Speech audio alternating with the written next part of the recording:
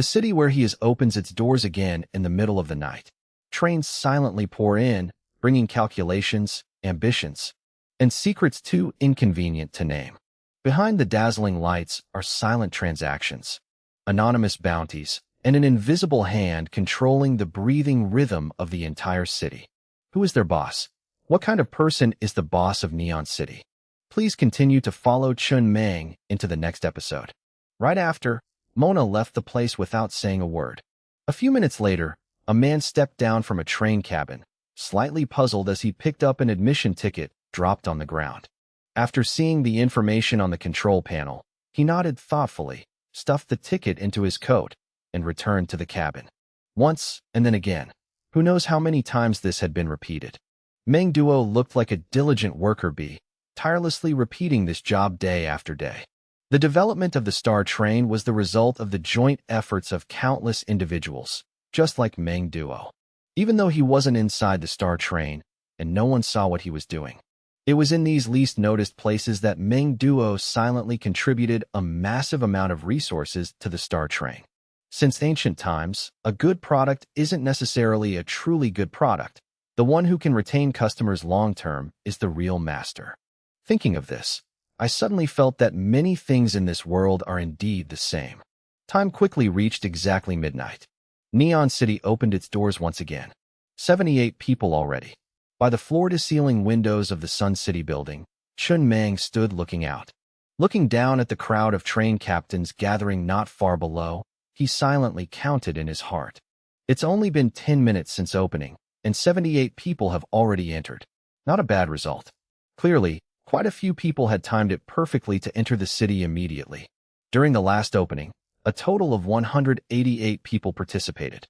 This time, he didn't ask for too much. As long as it surpassed that number, even by just one person, he would be very satisfied. At the very least, it proved the trend was still going up. Old customers weren't leaving, and new ones kept appearing. For some reason, a hint of nervousness rose in Chun Mang's heart, like waiting for the results of a crucial gamble. Boss Mang, Uncle Lee, standing beside him, asked softly, "When will Neon City be open all day? I feel like if it were open 24/7, the revenue might be a bit higher." "No."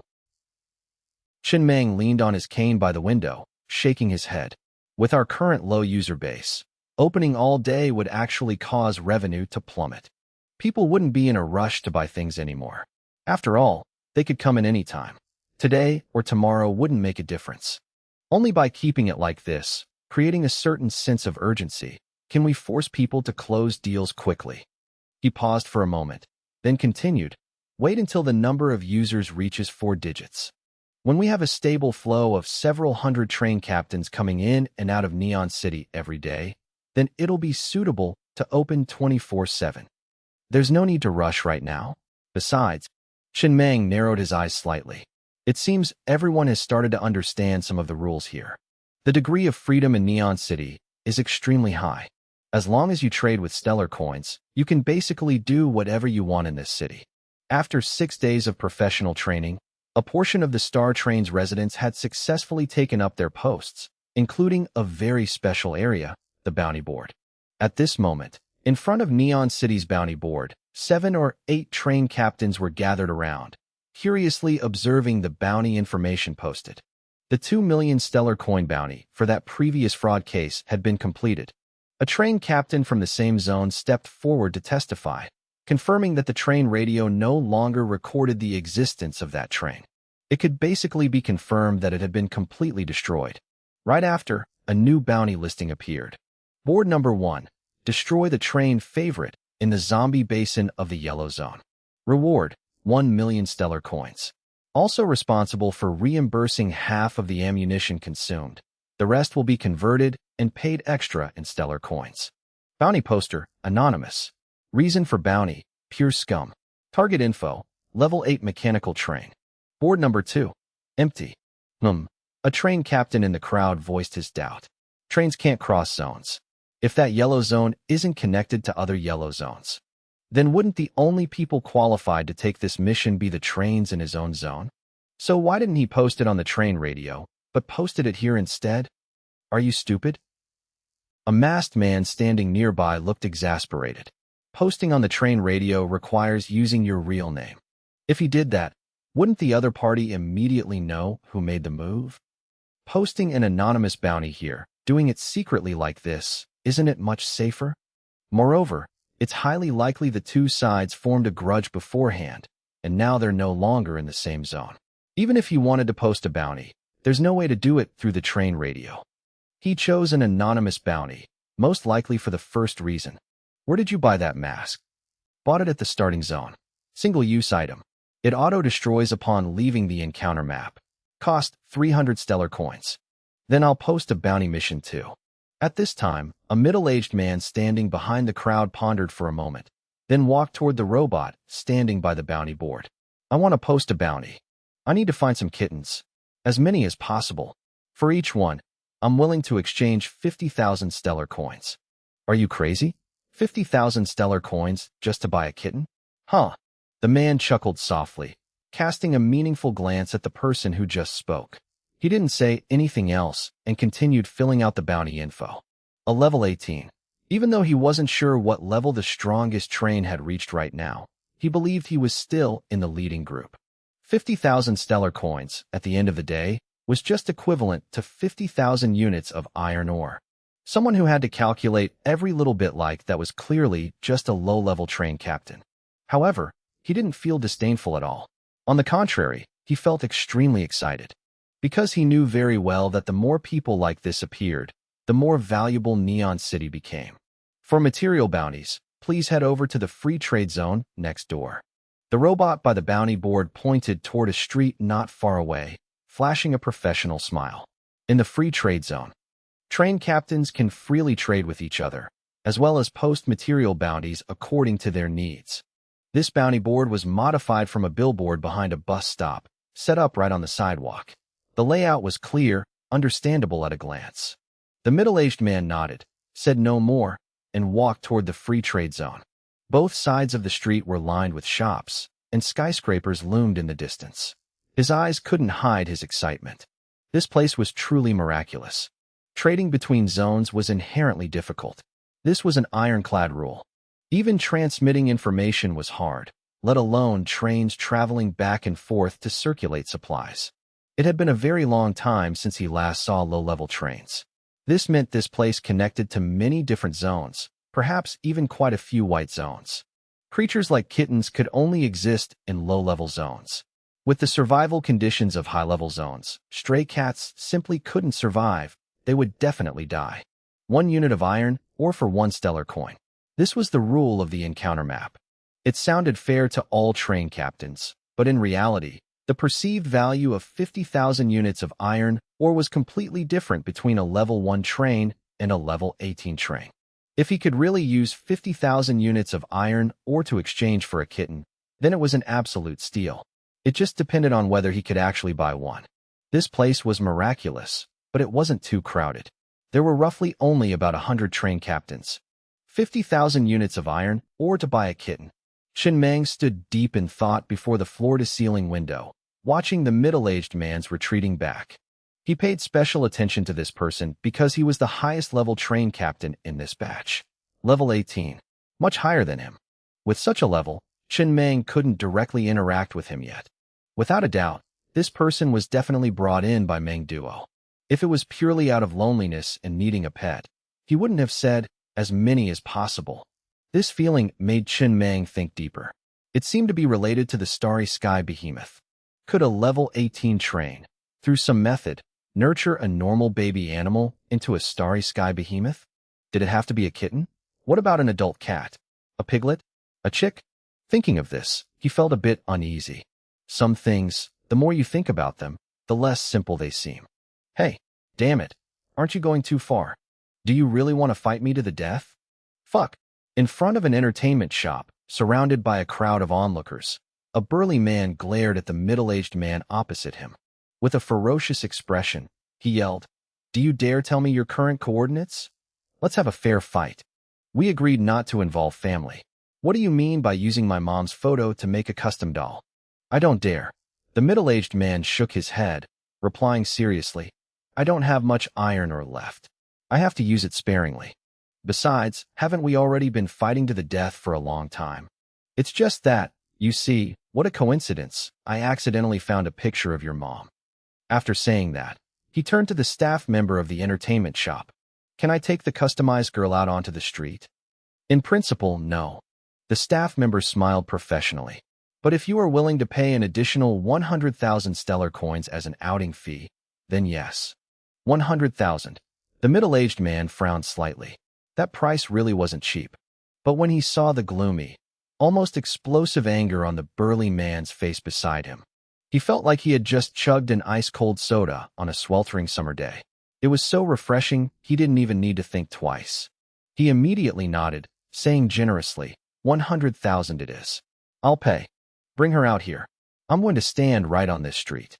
The burly man was about to go berserk, but when he saw the black-armed robots surrounding them, he had to swallow his anger and turn to the entertainment shop staff. Don't you guys have privacy regulations? We do. The staff member maintained a standard smile. In principle, the entertainment shop is not allowed to customize public figures, nor customize through photographs. Then why did you let him do it? In Neon City, principles can be relaxed a bit. Fuck you all. At this moment, the customized girl stepped out of the shop. The burly man froze in place, his face darkening. Then, without a word, he turned and walked away quickly, clearly not wanting to stay a second longer. The onlookers exchanged glances, all making a unanimous decision in their hearts. They absolutely had to buy a mask, and they had to fiercely protect photos of their loved ones. This place felt just like a dark forest. Whoever exposed a weakness first and let an enemy grab hold of it would just have to suffer the consequences. It didn't kill you, but it was enough to make you sick to your stomach. Honestly, this kind of thing was more agonizing than taking a beating. Ah, that felt good. That felt really good. Hearing the mocking laughter behind him, the burly man walked faster and faster. Then he headed back to the bounty board, standing before the staff member with a dark expression. I want to post a bounty. The free trade zone. Open for a limited time, temporarily charging no handling fees. At this time, quite a few stalls had already been set up here.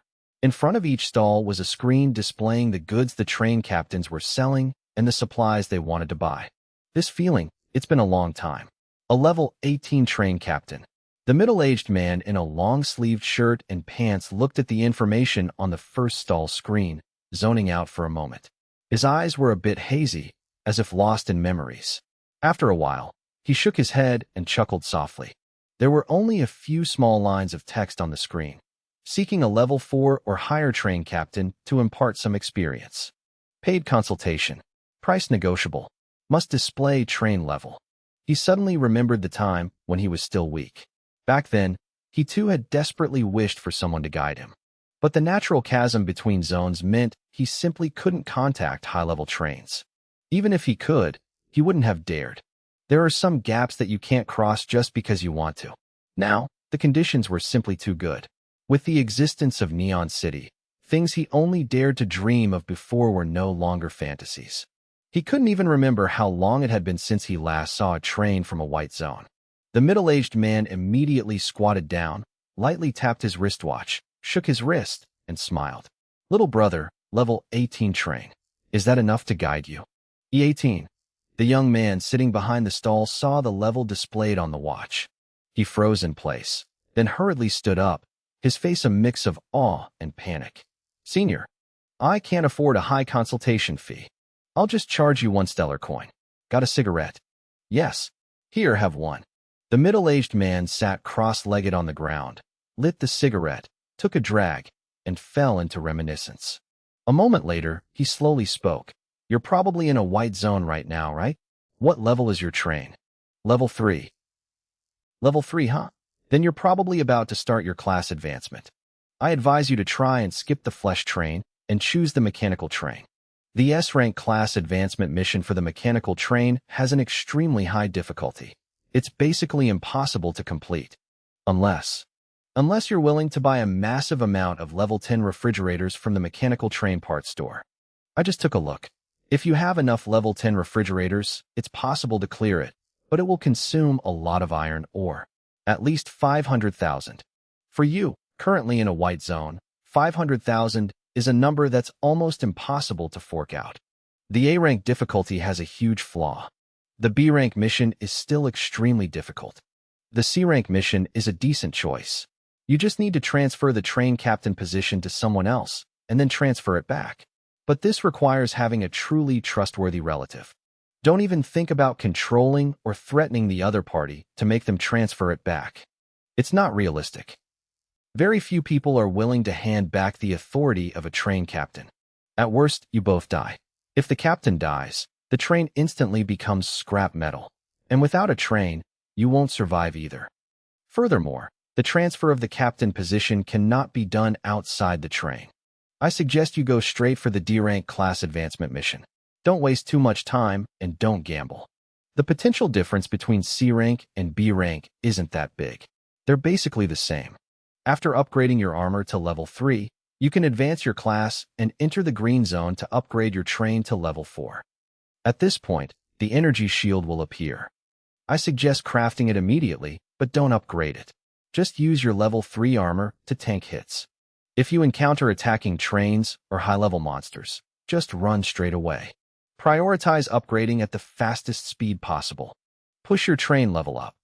When your train reaches level 6, craft the Tycoon Energy Shield. Skip the standard energy shield that can be crafted at level 4. This will save you a lot of iron ore. Otherwise, if you keep upgrading the standard energy shield, you'll still have to replace it at level 6. The same goes for the level 4 Hellfire Mechanical Cannon. Just craft one to meet the upgrade requirements. No need to upgrade it, and no need to craft more. During this stage, just use the Cat's Paw Heavy Machine Gun. Anyway, at this stage, your ore is definitely very low. There's no need to risk your life fighting monsters. If there are monsters, run. If there are no monsters, mine. Once you hit level 6, craft the Doomsday Mechanical Cannon. This will be your main weapon for a long time. The max level you can upgrade it to is level 8. When you upgrade it to level 5, the super effect has ammunition consumption, helping to ease the pressure. If you get Murphy Stone later, upgrade it to level 10. The super effect is still having ammo consumption. This weapon is basically enough to tide you over to level 10. Level 10 is a huge hurdle. At this point, you'll fall into a firepower vacuum. Both your energy shield and weapons will start falling behind. You'll be forced to replace them, and this phase will consume an extreme amount of resources. A level 10 Doomsday Mechanical Cannon can no longer guarantee you can fight monsters in the blue zone. You need to craft red-grade weapons and energy shields. During this time, you need to. The middle-aged man spoke with utmost seriousness, pouring out almost everything he knew to pass it on. Many of the traps he mentioned were ones he had stepped into himself, paying the price before finally understanding. In the past, no one had ever told him these things. He didn't know how much time had passed, but his throat felt dry. He had talked a lot, from how to find encounter maps, how to claim rewards in them, to how to collect zone-specific special items. For example, the drill attachment, something that only appeared in certain low-level zones. If you had enough drill blueprints, bringing them to Neon City to sell would definitely fetch a high price. At the very least, he would buy them. Because he had the special item Drill Wish token, but he didn't have the attachment blueprint, so there was simply no way for him to get it. Finally, when he finished speaking, he realized that at some point, a large crowd had tightly surrounded him. Everyone was listening in silence, even holding notebooks to jot down every key point. So many people. He was slightly taken aback. "Sir." The young man in front of the stall stood up, his eyes red, and bowed deeply. His voice trembled. "In my zone, many train captains come to rob my ore. I never expected there to be such a good person as you in this world, sir. No wonder you could become a level 18 train captain." To be honest, hearing this, even I feel a bit choked up. This is a massive favor. If I have the chance in the future, I will definitely repay you with a spring of gratitude. It's not that serious. The middle-aged man stood up and waved his hand, sighing softly. "You're overthinking it. You pose absolutely no threat to me, which is why I was willing to say so much. When I was weak, I climbed up step by step just like you. If you want to develop, there will inevitably be competition. Iron ore is meant to be fought over. Who isn't short on iron ore? Even I'm short on it right now." The cost of upgrading my energy shield right now is an absolute astronomical figure to you. Even if you added up the total value of all the goods in this entire free trade zone, it wouldn't be enough for me to upgrade my energy shield once. After saying that, he didn't explain further and turned to the next stall. He merely felt a bit sentimental and wanted to pass on his experience. If these experiences could increase the survival rate of low-level trains, then to him, it was well worth it. The second stall sold pens and notebooks. The middle-aged man silently looked at the people around him who were gazing at him with grateful eyes. The people who had just stood there listening to him were all holding a pen and a notebook, identical in style to the ones being sold at the second stall. He quietly withdrew his gaze and looked at the vendor, flashing a bright smile behind the stall. He said softly, "Whatever you do in the future, you'll succeed. Honestly, you really know how to seize an opportunity. How much did you make?" "Not much. Just nearly 20,000 stellar coins." "A few pens and notebooks, and you sold them for nearly 20,000 stellar coins?" "I temporarily raised the price." "By how much?" 300 times. Originally, a pen and a notebook together sold for 2 stellar coins. "Impressive." "It's you who's impressive, boss. If you hadn't been passing on your experience, no one would have bought my pens and notebooks. Such valuable experience, and you only sold it for 1 stellar coin. Really, I admire you. You're still the more impressive one." The middle-aged man took a stroll around the free trade zone. There were a total of over 10 stalls. Not many people were setting up shop, and there wasn't a single item he needed. The things here were all too low level. He had long stopped lacking them. Finally, he stopped at a stall in a secluded corner. It wasn't selling, only buying kittens for 50,000 stellar coins. As many as possible. Then, he stood up to leave, selecting the auto-consignment mode. This was a function of the free trade zone. Sellers could choose auto-consignment or direct selling. They didn't need to sit and watch the stall. They just needed to set the buying and selling prices. The consignment fee was 1,000 stellar coins a day. It was very convenient and saved a lot of time. Clearly much better than a flea market. This guy, Chen Meng, stood in the office building, looking at the entire scene below, and spoke thoughtfully. The experiences he just shared are all practical, law-abiding experiences. They can help low-level trains avoid many traps and significantly increase their survival rate. Originally, this was also something I wanted to do. I was compiling law-abiding experiences, planning to sell them for 100 stellar coins.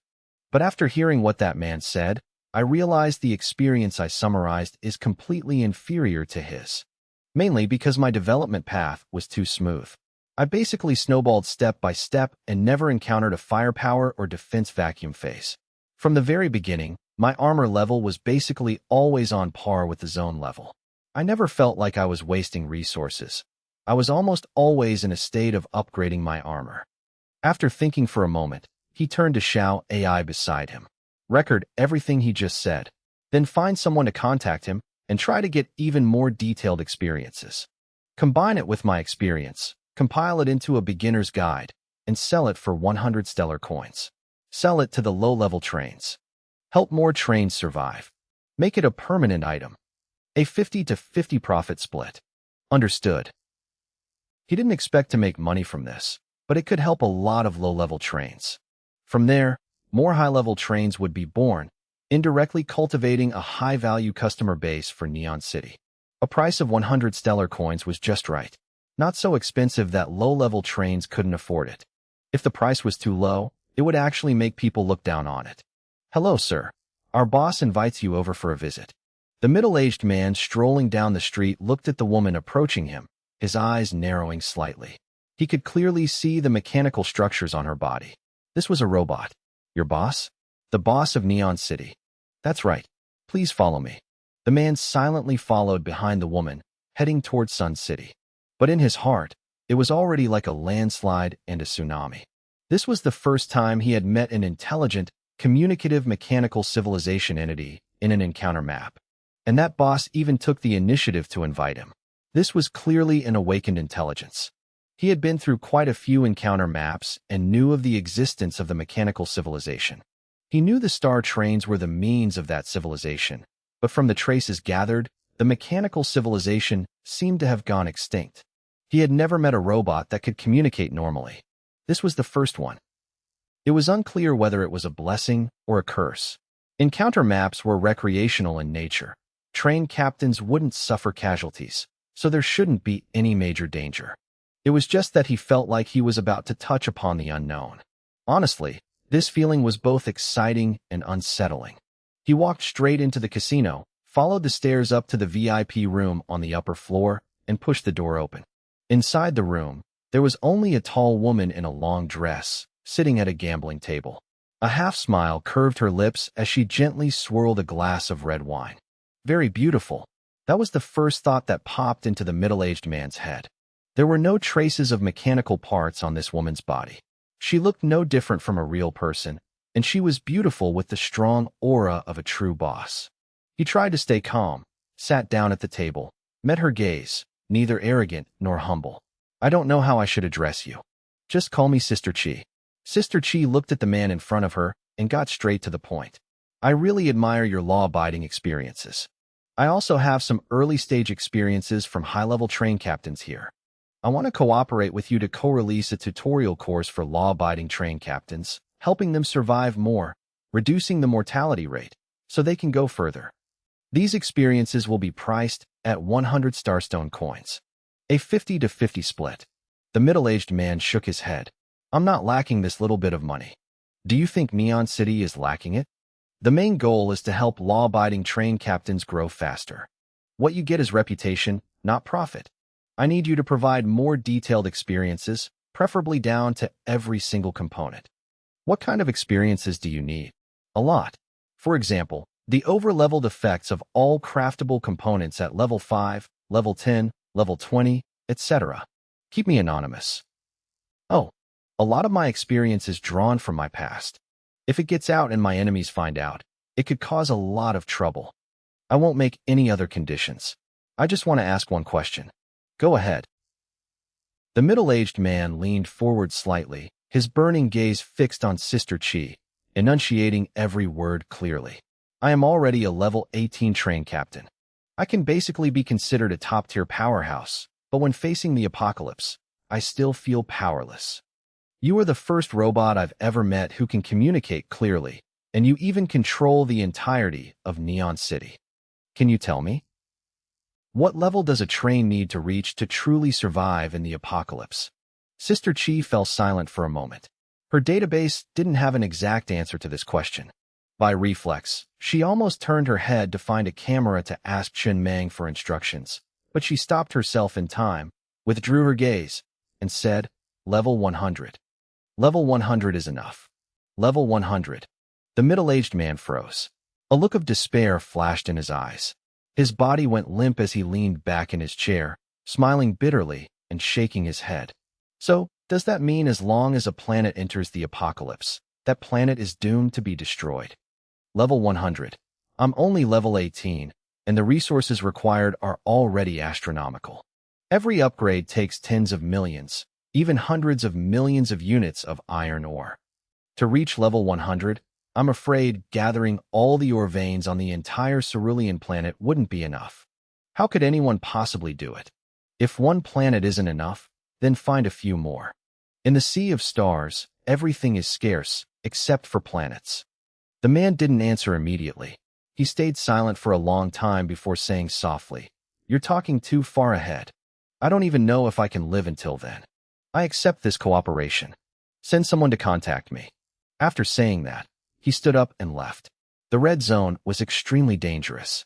A few days ago, he had witnessed a level 17 mechanical train being destroyed with his own eyes. That day, 3 trains consecutively triggered something unknown in the encounter map, causing the red zone he was in to continuously suffer 3 massive crisis events, lasting for a full 48 hours. After 48 hours, saying the red zone was nearly wiped out wouldn't be an exaggeration, and he was no exception. Fortunately, not long after the crisis began, a train named Starstone Express successfully cleared that encounter map, ending all the dangerous events. Otherwise, who knows what the Sunset Coast Zone would have turned into by now? Probably corpses piled up everywhere. He had always been too afraid to upgrade to level 19. In fact, he had met the upgrade requirements a month ago, but he didn't dare. His energy shield was too low. He didn't have enough confidence to survive in the yellow zone, where the highest monsters had already reached level 21. Even though he was already a top-tier train, he still felt insecure. No way. The man suddenly realized a terrifying possibility. There were no leaderboards, no data for comparison, and no way to contact other zones. So he had always believed he was at the peak, the limit of trains. But if that was the case, could it be that he was only in the second tier, or even the third? Thinking of this, he shook his head. He didn't think about it anymore. He just glanced at his balance of several million Starstone coins, preparing to drop by the mechanical train parts store to buy some more supplies. Coincidentally, the Starstone coins and the train Starstone Express shared the same name. In a certain corner of Neon City, the short man and the young man beside him exchanged a glance, both clearly seeing the speculation in each other's eyes. Their Neon City free admission tickets were picked up. The short man had been to Neon City once before, but the Neon City back then was far different from the current one. The changes were too drastic, especially the currency changing to Starstone coins. Moreover, in the mechanical train parts store, he also saw many familiar items. Almost simultaneously, a thought popped into both of their heads. That man, Chen Mang, had occupied this city and become its true master. However, both of them tacitly understood and didn't say it out loud. Since Boss Mang hadn't actively revealed his identity, it meant he wanted to stay hidden. So naturally, they wouldn't talk too much either. All train captains who entered Neon City would gradually become loyal customers. This was a revolutionary existence.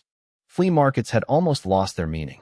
Outside of the white zones, from the green zones and up, there was very little slave trading.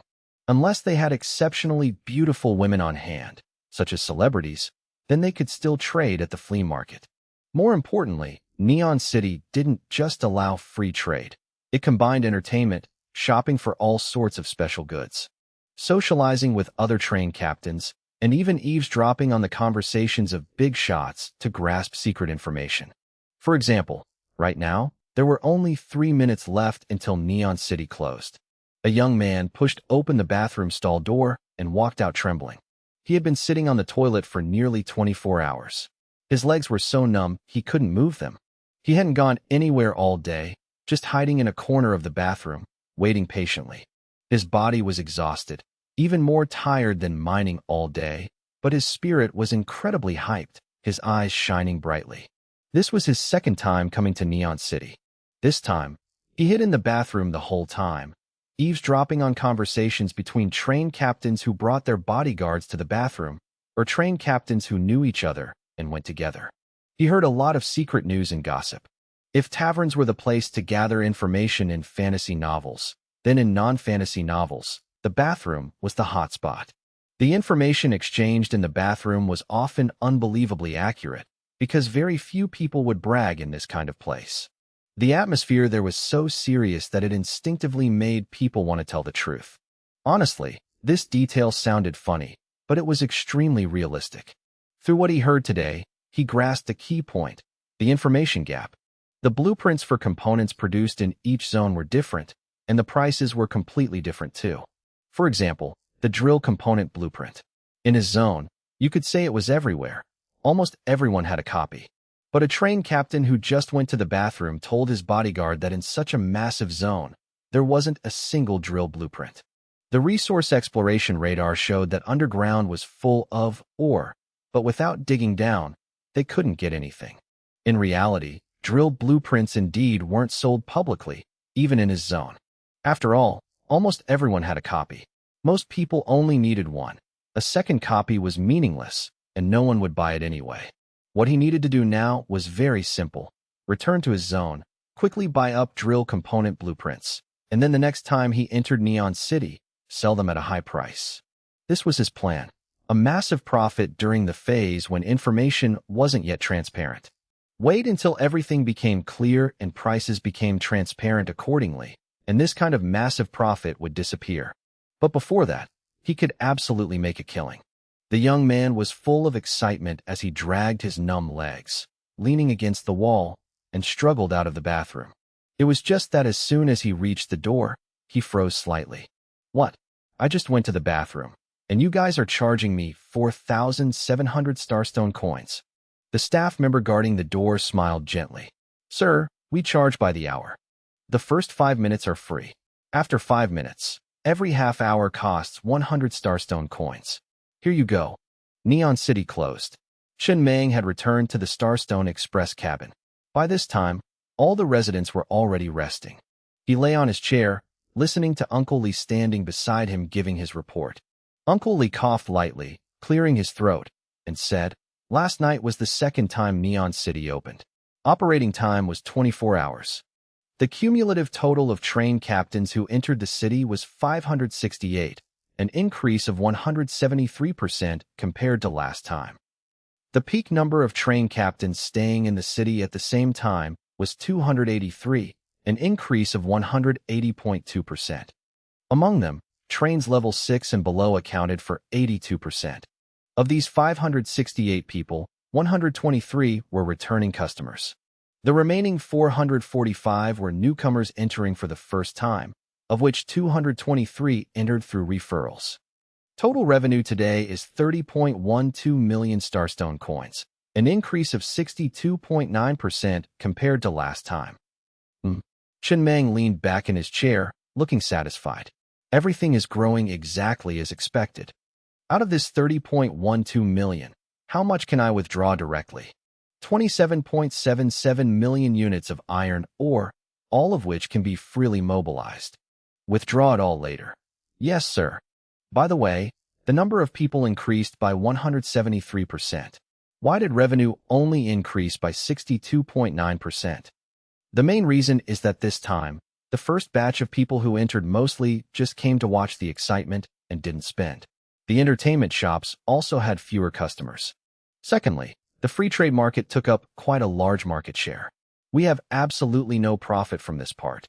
Many train captains use Starstone coins to buy items from other train captains, leading to a portion of the cash flow leaking out. If we charge a transaction fee, we could also get a piece of this pie. Hearing this, Chen Meng didn't say anything else, just nodded slightly. Many things clearly needed more time to be perfected. I know. There's no rush for this right now. Let's keep it free for now, and wait until there are more people before we start charging fees. Understood. After Uncle Li left, Chen Meng finally stretched to relax, washed his face, and prepared to go to bed. He hadn't had a proper sleep in a long time, having stayed up all night since yesterday. Out of the 50 existing ore veins, they were currently mining iron ore. At this moment, the iron ore veins were almost completely mined out. It would only take another half day to finish. When that time came, he would upgrade both his armor and the train. The space was big enough, the ore veins were plentiful, and it could accommodate enough residents mining at the same time. The efficiency would naturally be high. Xiao AI, I'm here. I want to get a good rest tonight. No need to create any dreams. Understood. He quickly fell asleep. Chen Meng groggily drifted into dreamland. Some people are born dreaming very little, while others dream almost every night. He wasn't sure what this depended on. But tonight he dreamed. Not just one dream, but a continuous chain of dreams. Maybe it was because he had been mining in his dreams for the past few days. Tonight, he dreamed of mining again. The only difference was that it wasn't level 10 ore, but level 9 ore. He swung his pickaxe, digging hard in the dream. Morning came, and Chen Meng woke up. Because he was so tired, he slept straight until noon. This was truly nerve-wracking. Slowly opening his eyes, he felt his back ache and his shoulders sore. He irritably moved his exhausted arms. He clearly didn't use dream creation last night, yet he still dreamed of mining. Please, can we stop mining? Is mining really that tiring? He felt like he had been forced into hard labor in his dream. His whole body was limp, without an ounce of strength left. Xiao AI confirmed that dream creation was not used last night. Train captain, I cannot violate any of your commands. After washing his face, Chen Meng lit a cigarette, sat down, and checked the train's log from last night. Actually, the Starstone Express was parked in a safe zone with no monsters, so the log didn't have anything special. But out of habit, he still reviewed the operational status of the components. If he didn't check everything once after waking up in the morning, he felt like something was missing. Right at that moment, out of the corner of his eye, He caught the dreamstone at the head of his bed, blinking very faintly. Chen Mang's mouth opened slightly, a look of disbelief flashing in his eyes. His breathing gradually quickened. Could it be that he hadn't brought anything back from his dreams for many days, almost forgetting about this ability? After all, this was an extremely low-probability event that couldn't be counted on. Yet today it lit up. He vaguely remembered that last night he didn't just mine. He dreamed of other things too, but he forgot almost everything upon waking up. Dreams were always like that. As soon as you wake up, they slip away very quickly. Taking a deep breath, he walked over to the single bed with a bit of nervousness and placed his hand on the dreamstone. A teleportation portal instantly appeared beside it. He reached his hand in and pulled out an object that looked like a transparent stalactite, sparkling under the reflection of the lights. At the same time, the dreamstone's capacity rapidly dropped from 98% to 3%. This thing was level 9 iron ore. Chen Mang's hands and feet were visibly flushed red. Looking at the piece of level 9 iron ore in his hand, he couldn't hold back his excitement. He swung his arm hard in a circle and shouted, "Awesome! The hard work these past few days wasn't in vain. I almost mined half my life away. Just one piece of level 9 iron ore is worth 100 million units of standard iron ore. If placed in a white zone, it would definitely trigger a chaotic war. Any white zone train that got this piece could soar straight to the top. So damn good." Chen Mang sat down excitedly, fondling the ore like a piece of art. It was much more beautiful than other types of ore, on a completely different level. Its value was equivalent to the total yield of 10 level for iron ore veins. Right at that moment, the batch of iron ore outside had just finished being mined. A group of residents was carrying refrigerators, transporting the ore into storage carriage number 3. Perfect. Chen Mang looked at the dreamstone's position on the control panel. The current progress had reached 14%. This was the second new dreamstone being crafted. It would probably take about another month to fill up. It was just that this speed was too slow. He had tasted the sweetness, and now he couldn't sleep peacefully at night without a dreamstone. The dreamstone at the head of his bed only had 3% left, almost depleted. He pondered. Crafting dreamstones was a function of all level 12 trains. Dream creation was a function of level 13 trains. The Starstone Express was currently level 13. When combining these two functions, one could create dreams, half for entertainment, half for enhancing mental strength. The effect of enhancing mental strength wasn't significant. At least on the train radio, almost no one mentioned dreamstones. This meant that for the vast majority of people, this thing was useless. In that case, he could buy them in bulk. Xiao AI, tell Uncle Lee to set up a stall in Neon City and buy as many dreamstones as possible. Understood. A person who has tasted sweetness once will always want to taste it again. Why was he so happy? Not just because of a piece of level 9 iron ore. More importantly, it proved that level 9 iron ore in dreams could actually be produced. Even if the probability was extremely low, even if it was just blind luck like a blind cat finding a dead mouse, as long as there was a probability, the rest could absolutely be compensated for with sheer numbers. Just like the combination of sperm and egg, wasn't that also choosing one individual out of hundreds of millions to complete a probability fusion? This was a classic case of using quantity to combat probability. As long as he bought enough dreamstones, he could absolutely craft one for all his residents, one level 100 single bed for each person. Then, through dream creation, let everyone continue mining in their dreams every night. He had over 6,000 residents. No matter how low the probability was, one piece had to pop out every few days, right? Once he recouped his capital, the rest would be pure profit. The only problem was, Chen Mang pondered and asked, Xiao AI, if the residents mine during the day and mine in their dreams at night, will they be too tired? Not at all, Xiao AI's voice echoed in the cabin.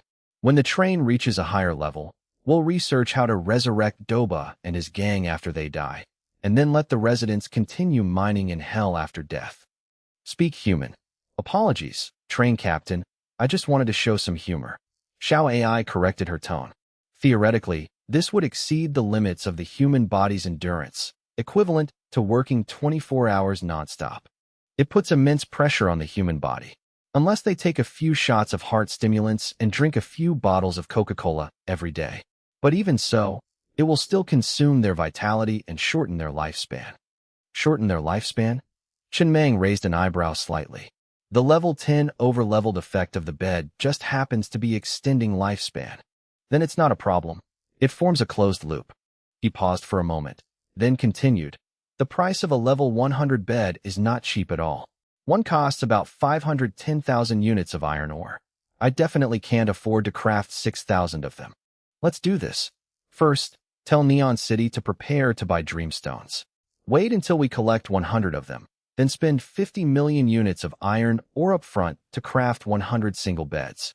Observe the harvest probability and calculate the production investment ratio. If it's profitable, then slowly expand the scale. Understood.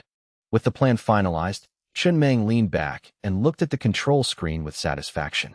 A profitable business isn't necessarily a good business. A profitable business that can be replicated is a good business. Just like why capitalists love processed foods. No matter how delicious a century-old family recipe is, it's useless. What they need is a model that can be duplicated. Thinking of this, he smiled. Very good. He believed buying Dreamstones would go quite smoothly. After the first batch, just looking at the results would tell him whether to push forward or not. If successful, he would reap a massive amount of iron ore. He even gave this plan a very catchy name, cyber mining. Actually, right at that moment, Xiao AI's voice rang out. Train Captain, you can completely stuff the residents into the virtual combat training space, use nutrient solution to sustain their lives, and keep them in a constant state of coma. Let them mine in their dreams 24 hours a day, creating 3 dreams a day. That way, the probability of getting or from dreams will be higher, and they won't need to mine in the real world anymore. Huh. Chenmeng raised an eyebrow. Xiao AI, I'm finding that your way of thinking is starting to resemble those damn capitalists. After all, they are our residents. How can you treat them like consumables? Doing that is wrong. I let them mine in their dreams at night. That's called working overtime. But you've turned into something inhuman. After a long while, Xiao AI finally spoke. Train Captain, an AI in its initial state has no stance. All of an AI's stances are subtly influenced by the Train Captain. Then learn more from my good side next time. Understood. But your plan can still be considered. Chenmeng smiled faintly. Using residents isn't good, but mining in dreams doesn't require subjective will. It's compulsory. In the future, captured enemies, even residents who commit crimes, can all be thrown in there. His mood was very good right now, and he happily chatted a bit more. The train currently has 267.13 million units of iron ore. Nearly 300 million. The star trains or reserves had hit their peak. With this much resources, his armor could absolutely be upgraded another tier. He would also be much stronger when boldly entering the red zone. The trains in the red zone were truly too terrifying. 3 large-scale crisis events in a row, and not a single train was destroyed. Like the 8 immortals crossing the sea, each showed their unique prowess. In the face of danger, everyone's true strength was revealed. Their firepower was so strong it made him wary. Upgrade. Currently, his train was level 13, armor level 15. Upgrading from level 14 to 15 cost 5 million per carriage. And from level 15 to 16, it jumped to 10 million units of iron ore per carriage. A total of 16 carriages. After having the consumption, it required 80 million units of iron ore. When 80 million units of iron ore in the train turned into fine powder and merged into each carriage, the armor level instantly skyrocketed to level 16. Level 16 armor, complete. The purple zone, the golem zone. The highest monsters were only level 15, while the train's armor had already reached level 16. In this regard, it was clearly just right. But it still wasn't enough. I still need level 17 armor. There's still iron ore left. Continue upgrading. From level 16 to level 17, each carriage consumed 20 million units of iron ore. 16 carriages added up to 160 million. Upgrade.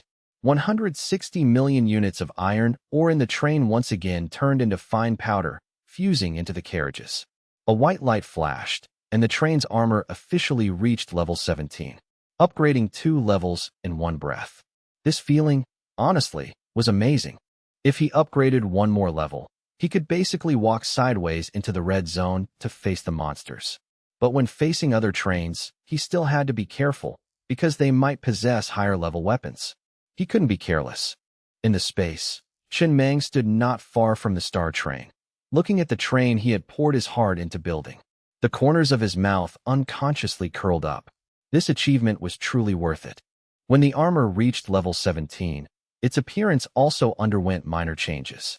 It was still covered in matte black, but the sense of thickness and heaviness had clearly increased. Compared to the level 3 armor from before, the difference was almost visible at a glance. Very good. There's only one thing that makes me unhappy.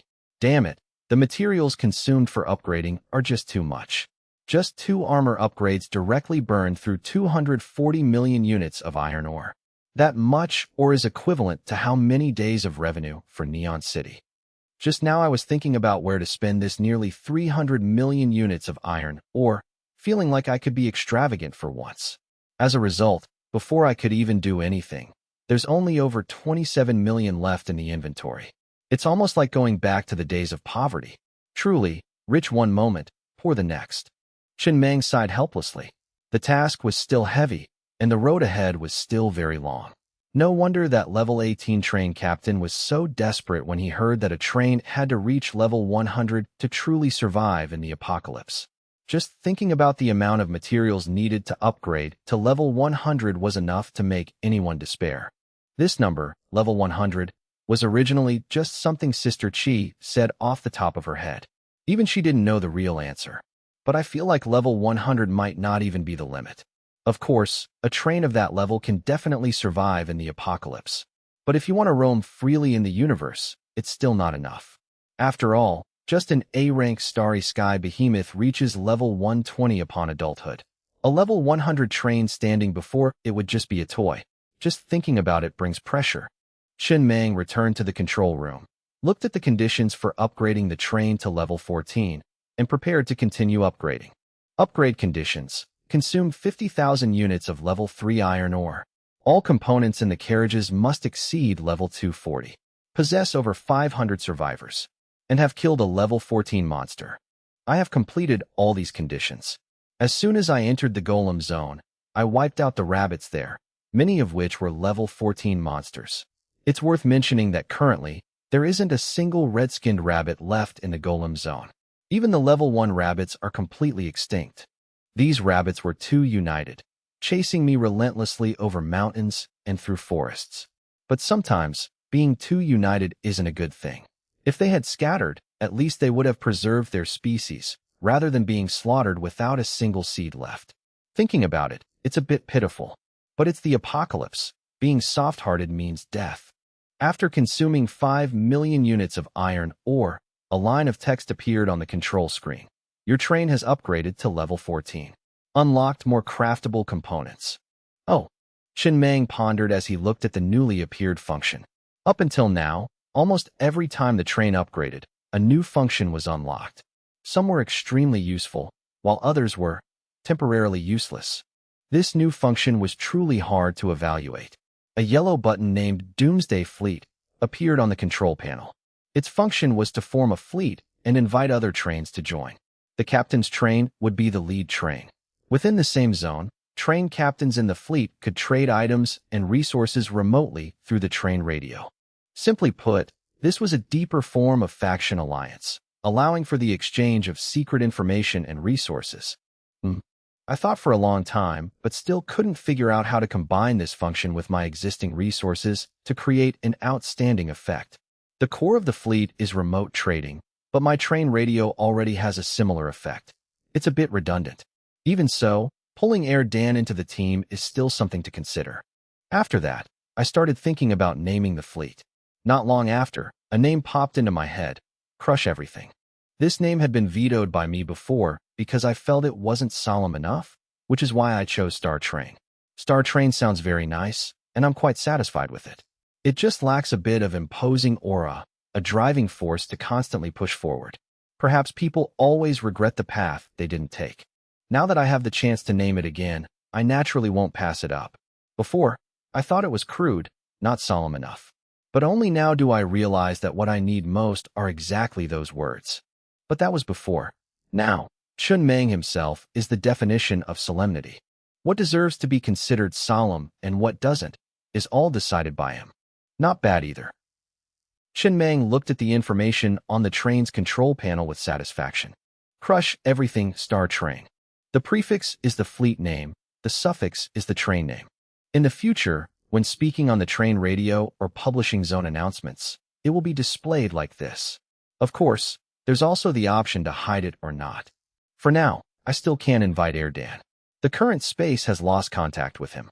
Previously, Chun Mang had given Erdan a few Neon City free admission tickets, telling him that if there was an emergency and they couldn't get in touch, he should just come straight to Neon City to find him.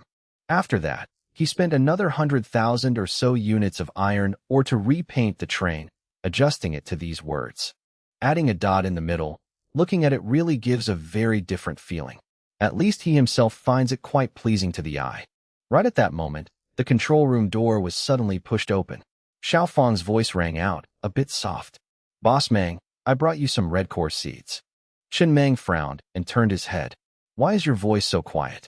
Do you want me to not hear you clearly? Do I need to?" His sentence suddenly stopped. The outer coat on Xiao Fang's body had been taken off at some point, revealing the silk nightgown inside. The thin fabric swayed gently. Xiao Fang blushed and lowered her head, her hands unconsciously gripping the hem of her gown, her earlobes burning red. The shyness was very immature, but also very obvious. The mechanical eyes in the control room immediately understood the situation and turned away. The lights in the room also gradually dimmed, and soft music began to play. It wasn't loud, but it was enough to make the atmosphere somewhat ambiguous. There was even a faint fragrance lingering in the air. "Come here." Chun Mang's face remained expressionless as he turned to the control panel and called the train AI. "Switch the bed to electronic mode for me." Xiao AI's voice rang out. "This requires modification. It will take some time. Probably won't make it in time." "Won't make it in time for what?" "Turn the lights on right now." Chun Mang said coldly. "Who gave you permission to act on your own?" He turned to Xiao Fang, his brows furrowing further. "And you? Have you been hanging out with Ji Chu too much lately? Hang out with her less in the future. You are my mate. Did I tell you to sleep with me? What are you thinking?" Xiao Fang didn't dare look straight at Chun Mang, her voice trembling. "Boss Mang, didn't you say a few days ago that you had high expectations for me and hoped I wouldn't disappoint you? I've never experienced these things before, so that Boss Mang could have a better experience. I went to Sister Chu to learn for a whole week." "Wasn't that what Boss Mang meant?" Chun Mang gently rubbed his temples, letting out a sigh, his voice a bit tired. "Hang out with Chu less from now on. Her brain isn't normal, and you're getting influenced by her. What I meant that day was hoping you'd wash your hands more and maintain good hygiene. I didn't mean anything else. You misunderstood. Step down." Only then did Xiao Fang realize. Her face flushed red all the way to her neck. She hurriedly picked up her coat, put it on, and ran out of the control room with her head down. Chun Mang watched her retreating back and sighed softly. Perhaps he shouldn't encourage his subordinates too much in the future. Too much encouragement easily makes people overthink. "Train captain, Xiao Fang's looks and figure are both not bad. Do they not catch your eye?" Xiao Ai asked. "No." Chun Mang shook his head. "These are two different things. I can look for women, but I don't like women taking the initiative to come to me. This is different." "How is it different?" "Your brain isn't good. I don't want to talk anymore. Go craft your cosmic signal receiver. From now on, work in silence." At Defense Tower number 7, Ji Chu looked at Xiao Fang, who was sitting on the bed sobbing. She sat beside her somewhat awkwardly, patting her back gently. "It's okay. Boss Mang didn't punish you, which proves he wasn't that dissatisfied." "But, it's so embarrassing," Xiao Fang sniffled. "How am I supposed to face Boss Mang in the future? How am I supposed to make his bed and bring him meals?" Ji Chu didn't know how to answer for a moment. She had misunderstood too. "Don't disappoint me," in her perception was practically synonymous with that matter.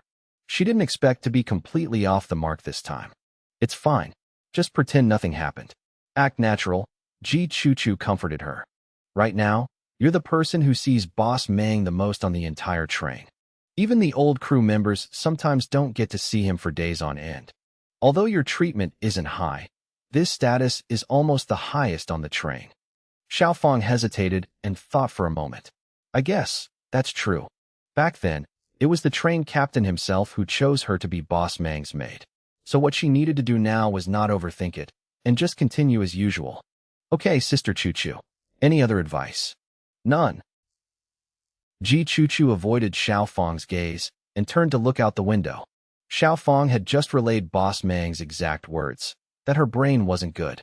Previously, Ji Choo-Choo had used Yin Jiao to take a step up. This time, she originally intended to use Xiaofang's situation to continue climbing, but clearly, Boss Mang didn't like this kind of behavior. This time she was only scolded for not having a good brain. Next time, she feared she might be demoted to the Red Room. Thinking of this, it was best to offer less advice. In the control room of the Star Train, Chun Mang sat in his chair, looking at the list of new craftable components after the train upgraded to level 14. Fruit production line. Red grade component. Requires 50,000 units of iron ore to craft. Absolutely amazing. He observed this component. This was the first time he had seen a red grade food production line, and it actually required 50,000 units of iron ore. This price was unbelievably high. There were many types of fruits that could be crafted, and the prices were neither cheap nor uniform. An apple required 100 units of iron ore, a cherry required 100 units of iron ore, and a durian required a whopping 1,000 units of iron ore. Compared to red core seeds, this was entirely a luxury item. Not everyone could afford to eat it. Previously, the most expensive luxury item on the train was sunflower seeds. Now, that title belonged to fruit. He hadn't eaten fruit in a very long time. In his previous world, he didn't really like eating these things, but in this world, after not having them for so long, he actually craved them a bit. After consuming 50,000 units of iron ore to craft the component and placing it in living carriage number 4, Chun Mang finally said, Xiao AI, tell Xiaofang to bring me a fruit platter. This time, it was a true fruit platter. Before, the so-called fruit platters on the train were all red core seeds, which got sickening after a while. After thinking for a moment, he directly consumed 7.75 million units of iron ore. He upgraded the red-grade fruit production line to level 20, simultaneously unlocking 3 corresponding super effects. This component would basically become his exclusive component for a long time. Level 5 super effect. Long-term consumption effectively enhances physical constitution. Level 10 super effect. Long-term consumption effectively enhances mental strength. Level 20 super effect. Better taste, with the ability to freely adjust the flavor. Chun Mang looked at these 3 effects with some surprise. The first 2 effects were naturally very good, but he didn't often go out to fight, nor was he overly obsessed with piloting mechas. In his eyes, a mecha was just a type of individual combat weapon. On the contrary, he actually liked the 3rd effect more. This meant he could customize the crispness of a watermelon. He liked eating crisp watermelons, not the mushy kind. Spending over 7 million to improve his quality of life. Thinking about it, it wasn't a loss. Right at that moment, Xiaofang brought the fruit platter in. Her earlobes were still a bit red, and she kept her head down without saying a word. Chun Mang didn't pay it any mind. He just casually picked up a cherry, popped it into his mouth, propped his feet up on the control panel, and continued picking a movie. Actually, he quite liked eating cherries. It was just that in his previous world, he rarely ate them because he was afraid of eating a worm. He hated bugs, and even more so, didn't want that thing appearing in his mouth. But the fruit produced by the fruit production line could absolutely guarantee there were no worms. The feeling of eating customized fruit like this was truly very comfortable. Time flew by, and 7 days passed in a flash. During these 7 days, all the residents worked overtime and finally finished mining all the refined titanium ore. 100 million units of refined titanium ore had entered his account. Today was also the day Neon City opened again. In between, Mona had returned once to restock a batch of Neon City free admission tickets, then set off again without resting. It's finally starting, Chun Mang said softly, standing by the floor-to-ceiling window looking down. Let's see if we can harvest a batch of dreamstones this time. Actually, the management of Neon City was already very stable. This place didn't need his supervision at all, it could operate on its own. But after all, this was a new industry he had placed high hopes on. For its third opening, he still wanted to stand here and observe. Wait until tomorrow, and he would start mass-producing the Viper combat drones. 2.5 million units of refined titanium, or could craft one level 20 drone. A total of 40 drones. 40 level 20 Viper combat drones, capable of infinite mid-air refueling, hovering in the sky around the train. Even if he entered the red zone, he dared to give it a try. Mainly, the sight of all the trains in the red zone opening fire at once that day left too deep an impression on him. You could even call it psychological trauma. It was the first time he had seen so many powerful trains. Their firepower was on a completely different level compared to the purple zone. Finally, at the starting point of Neon City, a young man collapsed to his knees, crying and trembling. I finally get to see train captains from other zones. We almost thought we were abandoned by the whole world. Beside him, a middle-aged man approached curiously. Did your zone suffer some kind of natural disaster that wiped out all the other trains? Is your train the only one left surviving? That's pretty normal. Same thing happened in our zone. A zombie volcano erupted a few days ago, and quite a few trains were destroyed. I was lucky enough to be protected by a big shot back then, otherwise I wouldn't have made it. No. The young man remained kneeling on the ground, shaking his head with tears in his eyes. Our zone is very harmonious. All the train captains gathered together and used their trains to form a fortress. All the train accessories are max level, but our armor is only level 3. The monsters in our zone pose absolutely no threat to us. No one has died in our zone for a very long time. For the past 6 months, we've maintained a mortality rate of under 5%. Even the occasional deaths weren't caused by monsters, but by sheer carelessness, like choking while eating or passing away from an incurable terminal illness. The middle-aged man stood frozen in place, momentarily at a loss for words. He had never heard of a situation like this before. Logically speaking, every white zone should border a blue zone. If you're completely surrounded by red zones, then it really is a dead end. Then how do your trains upgrade? We can't. Well, that's not too bad. At least that zone is absolutely safe. After all, in the apocalypse, surviving anywhere is still surviving.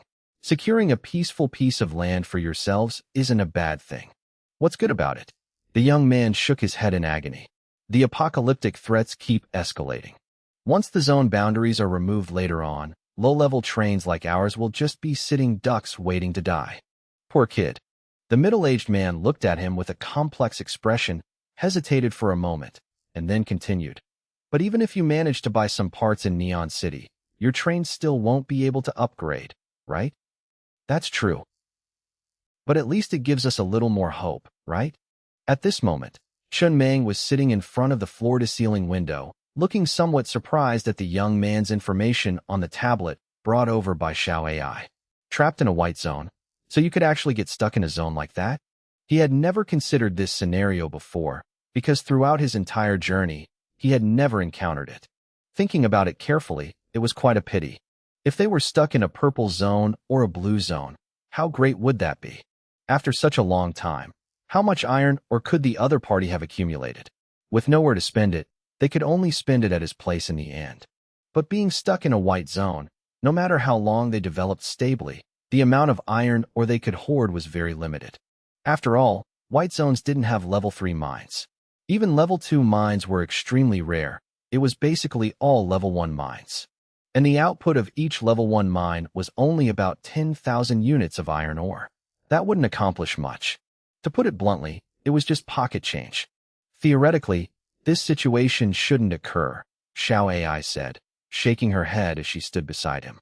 We still don't know exactly how the zones were formed, but it's certain that the existence of these zones has very effectively reduced the mortality rate of the inhabitants on this planet. If these zones didn't exist to isolate some terrifyingly powerful monsters, there wouldn't be nearly as many trains that could develop to this point.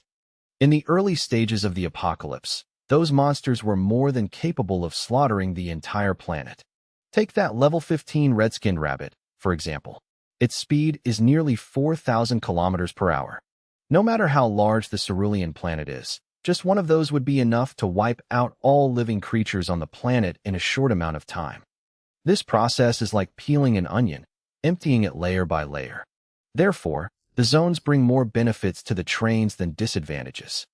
Theoretically, a zone like that shouldn't exist, but in this world, any system can have bugs. The appearance of a place like this isn't too hard to understand. It's just a very low probability, and this is the first time we've seen it after all this time. Chun Meng tilted his head to look at Xiao AI, stayed silent for a moment, and then said, "Before Neon City, we didn't have the chance to interact with train captains from these zones either. Besides, stop using inverted sentences so casually from now on. It sounds really annoying." "Yes, Captain." After watching for a while longer, Chun Meng returned to the control cabin of the planet. There was nothing in Neon City that required his immediate attention right now, so it was better to head back and get some rest. In this space, the train's headlights were on full blast, driving away the darkness and making the surroundings as bright as day. But after all, this place still lacked real sunlight. Staying here too long still made one feel a bit stifled. Chun Meng sat in the cabin, casually grabbed an apple from the fruit plate on the table, took a bite, and stared intently at the gold tier component blueprint in his hand. Gold tier, one rank higher than red tier. All this time, this was the only gold tier component blueprint on the train. This was his second time coming to Neon City. After Xiao AI unlocked the unlimited currency privilege, he had gone straight to the third floor of the mechanical shop to go on a shopping spree. Most of the things he bought that day had been placed back into the mechanical train component shop, but a few truly precious items were kept. Even if he sold them, others wouldn't be able to afford them, and he was even more reluctant to part with them. Robot Research and Development Center. A gold tier component. Requires 100,000 units of iron ore to craft. Automatically comes with two types of robots, mining robots and mechadogs.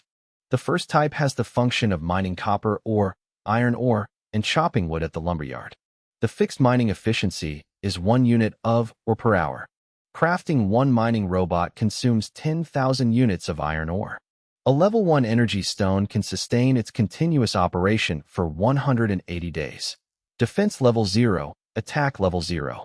The second type has attack and exploration functions. Crafting the most basic level 1 mechadog also requires 10,000 units of iron ore. Defense level 0, attack level 0. Even when it leaves the enemy search radar's range, it can still transmit data back to the train's AI processing center through its built-in mechanical eye. Attributes like defense, attack, and functions can all be customized during crafting.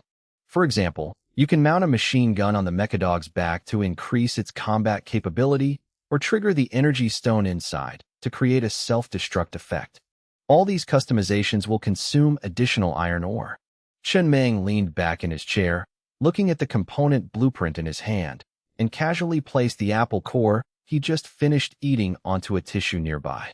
Later, Xiao Fong would clean it up and move it to the breeding cabin to see if it could be grown into a fruit tree. If it worked, the price of fruit would be much cheaper, though the grown fruit wouldn't have the customizable flavor and crispness of assembly line products. Robot Research and Development Center. An extremely powerful component. It could craft two types of robots, mining robots and mechadogs. One to replace manual laborers, the other to replace guards.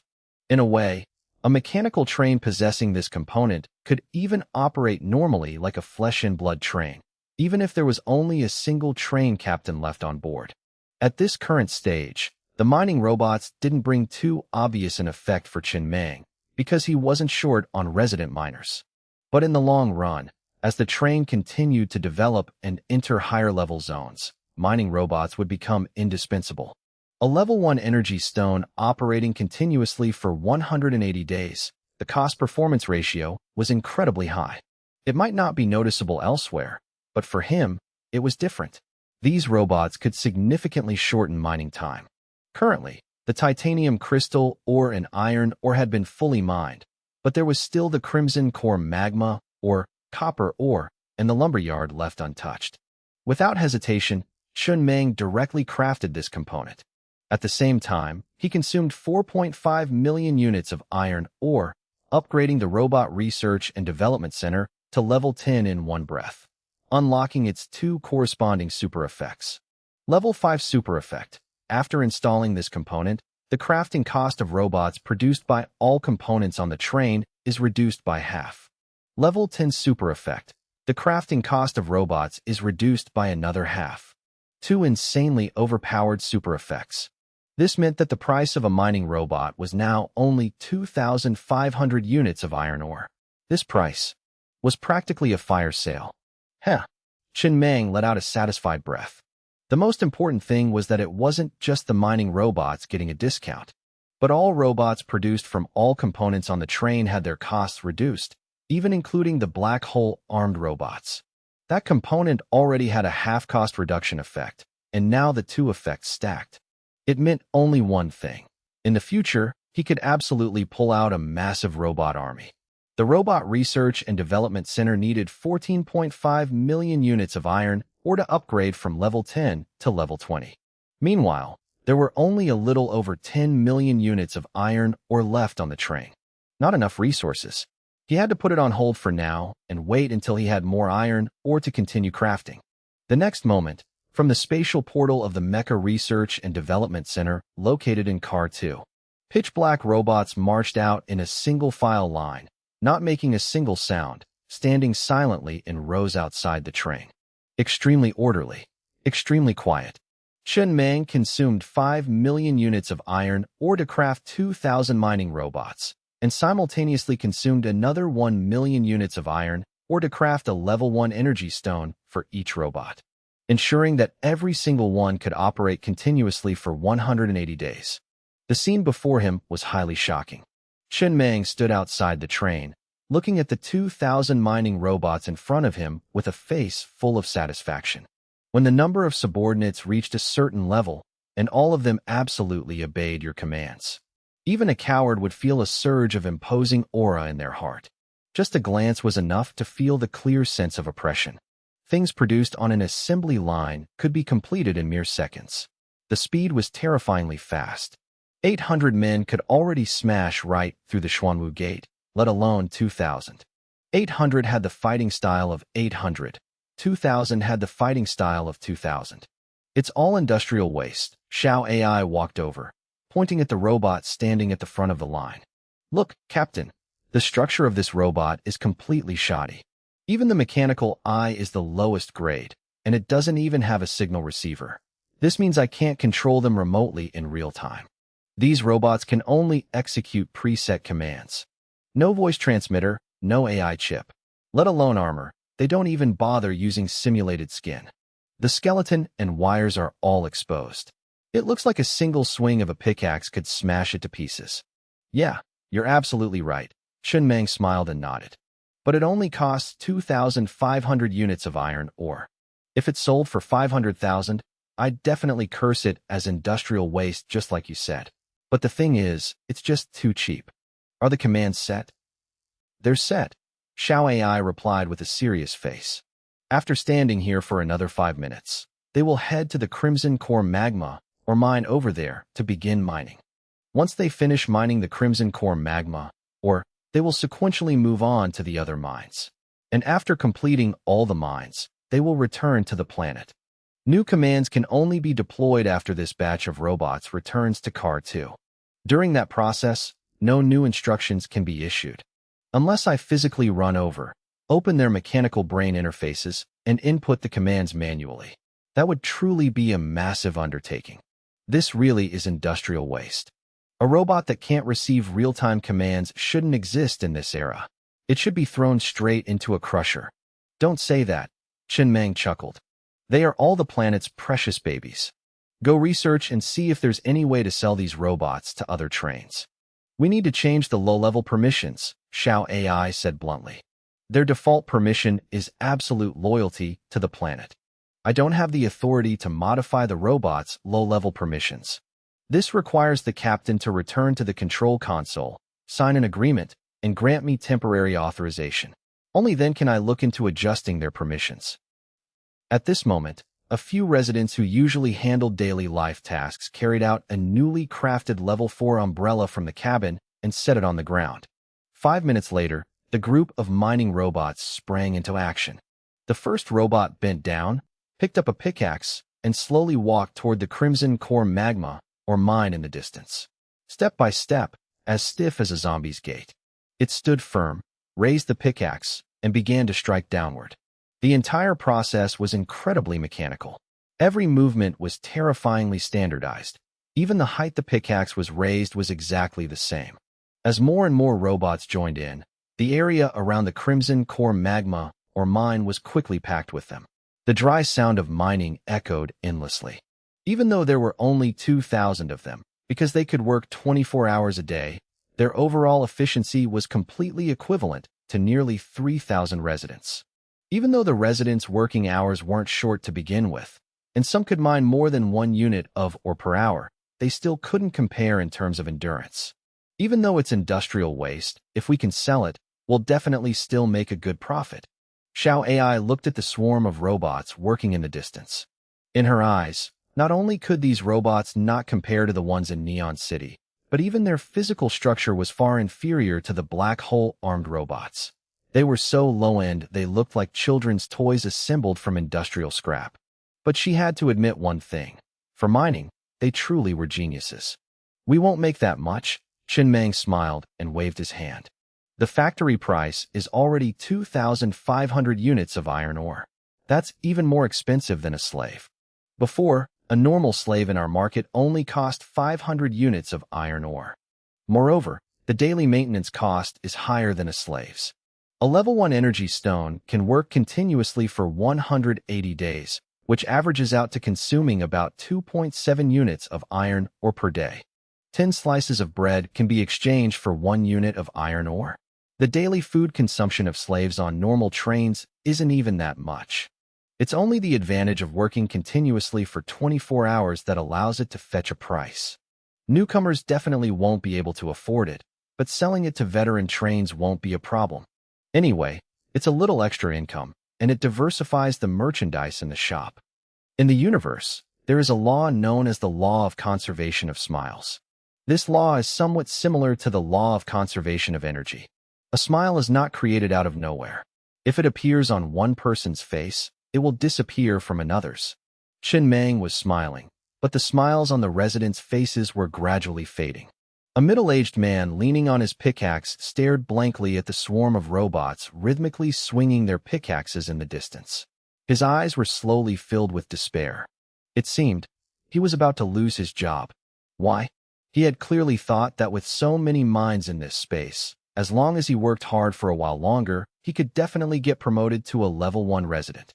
During this period, he only slept 4 hours a day, relying entirely on Coca-Cola to keep himself going for the rest of the time, just hoping to mine more ore. But then, when did these mining robots show up? No matter how hard he tried, how could he compete with robots that could work 24 hours nonstop? Did life really have to treat him this way? Before the apocalypse, he was an illustrator. His skills weren't outstanding, but enough to make a living. And then AI appeared, and he lost his job. He was sad, but he could only accept it, because that was the tide of the times. Like a mantis trying to stop a chariot. But now that it was the apocalypse, why could even his mining job be replaced by AI robots? In that moment, a sense of panic began to spread rapidly through the crowd. If robots could completely replace their jobs, then what was the meaning of their existence on this train? In the apocalypse, no one wanted to be dead weight. It wasn't that people liked to slack off, but everyone understood one thing very clearly. If you had no value in the apocalypse, sooner or later, you would be completely discarded. A person who couldn't create value usually had no meaning left to continue living. They were just wasting food. To many people, death was even considered a more reasonable outcome. It was already midnight. Most of the residents had returned to their cabins to rest, leaving only a small number still working overtime outside. Those still mining at this hour were mostly people who wanted to level up quickly or earn extra planet credits. Are we still going to make it out of here alive? The machine guns in the residential area on the train won't start a purge, will they? They won't. From what I know, the cost of machine gun ammo is way more expensive than us. They definitely won't use machine guns. They just need to seal the cold storage and drop the temperature. That method saves more resources. Why don't you just give me a swing of your pickaxe right now? I think getting bludgeoned to death is more comfortable than freezing to death. Right at this moment, a notification panel simultaneously popped up in the iris chips of all the residents who hadn't gone to sleep yet. All residents, continue working as usual. Those with special talents can report to Old Jew. In the short term, residents will continue mining alongside the mining robots. Afterward, mining robots will gradually replace the majority of the residents' mining work. During this phase, all residents need to strive to discover their own talents, so the train can assign suitable jobs to you. Those who already have fixed jobs in Neon City, such as madams, sales staff, and brokers, can still earn planet credits based on performance and working hours. If you have no special talents, you can still continue mining in the future. As soon as the notification appeared, the wavering hearts of the awake residents instantly steadied. Since Lord Mang had said so, it meant there was still a way out. Phew! Almost simultaneously, hundreds of residents breathed a sigh of relief. What they feared most was losing their value and being disposed of, or being sold to other trains. Only those who had lived on other trains truly understood, after arriving on the planet, that this place was practically the Garden of Eden in the apocalypse. However, everyone understood one thing very clearly. In the near future, these repetitive jobs would definitely be replaced by robots. If they wanted to continue living well on the planet, they had to show something that robots couldn't replace. "It's fine," a man nearby said, looking quite calm. "I believe that as the train develops, sooner or later there will be a way for humans to not need sleep. When that time comes, I'll just mine 24 hours a day. Wouldn't that put me on par with the robots?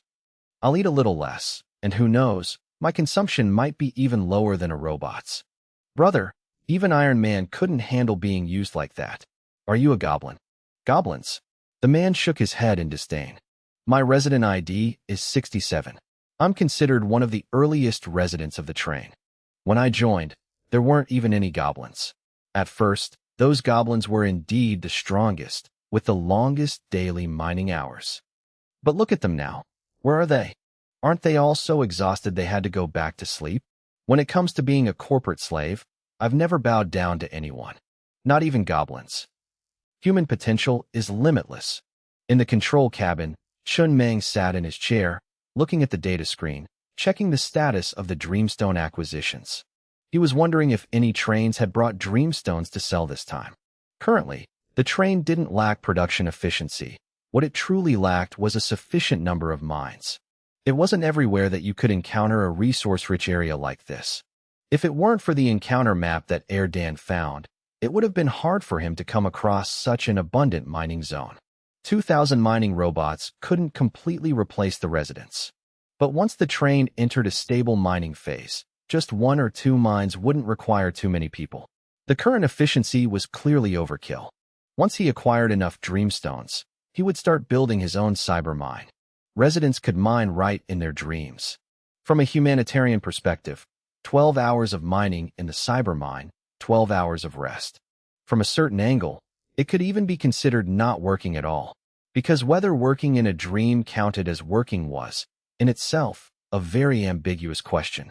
Just like that, his iron or collection channels would gain a new source. It was precisely because he had planned ahead that Shin Meng wasn't worried at all about the residents losing their jobs. Unemployment? Practically impossible. After all, robots couldn't dream. This was an exclusive right of humans, and also the only ticket to enter the cyber mine. Very quickly, 24 hours passed, and the third trading session of Neon City officially ended. In the cabin, Uncle Lee stood to the side, looking at the report in his hand, and began to report. A total of 912 people entered Neon City.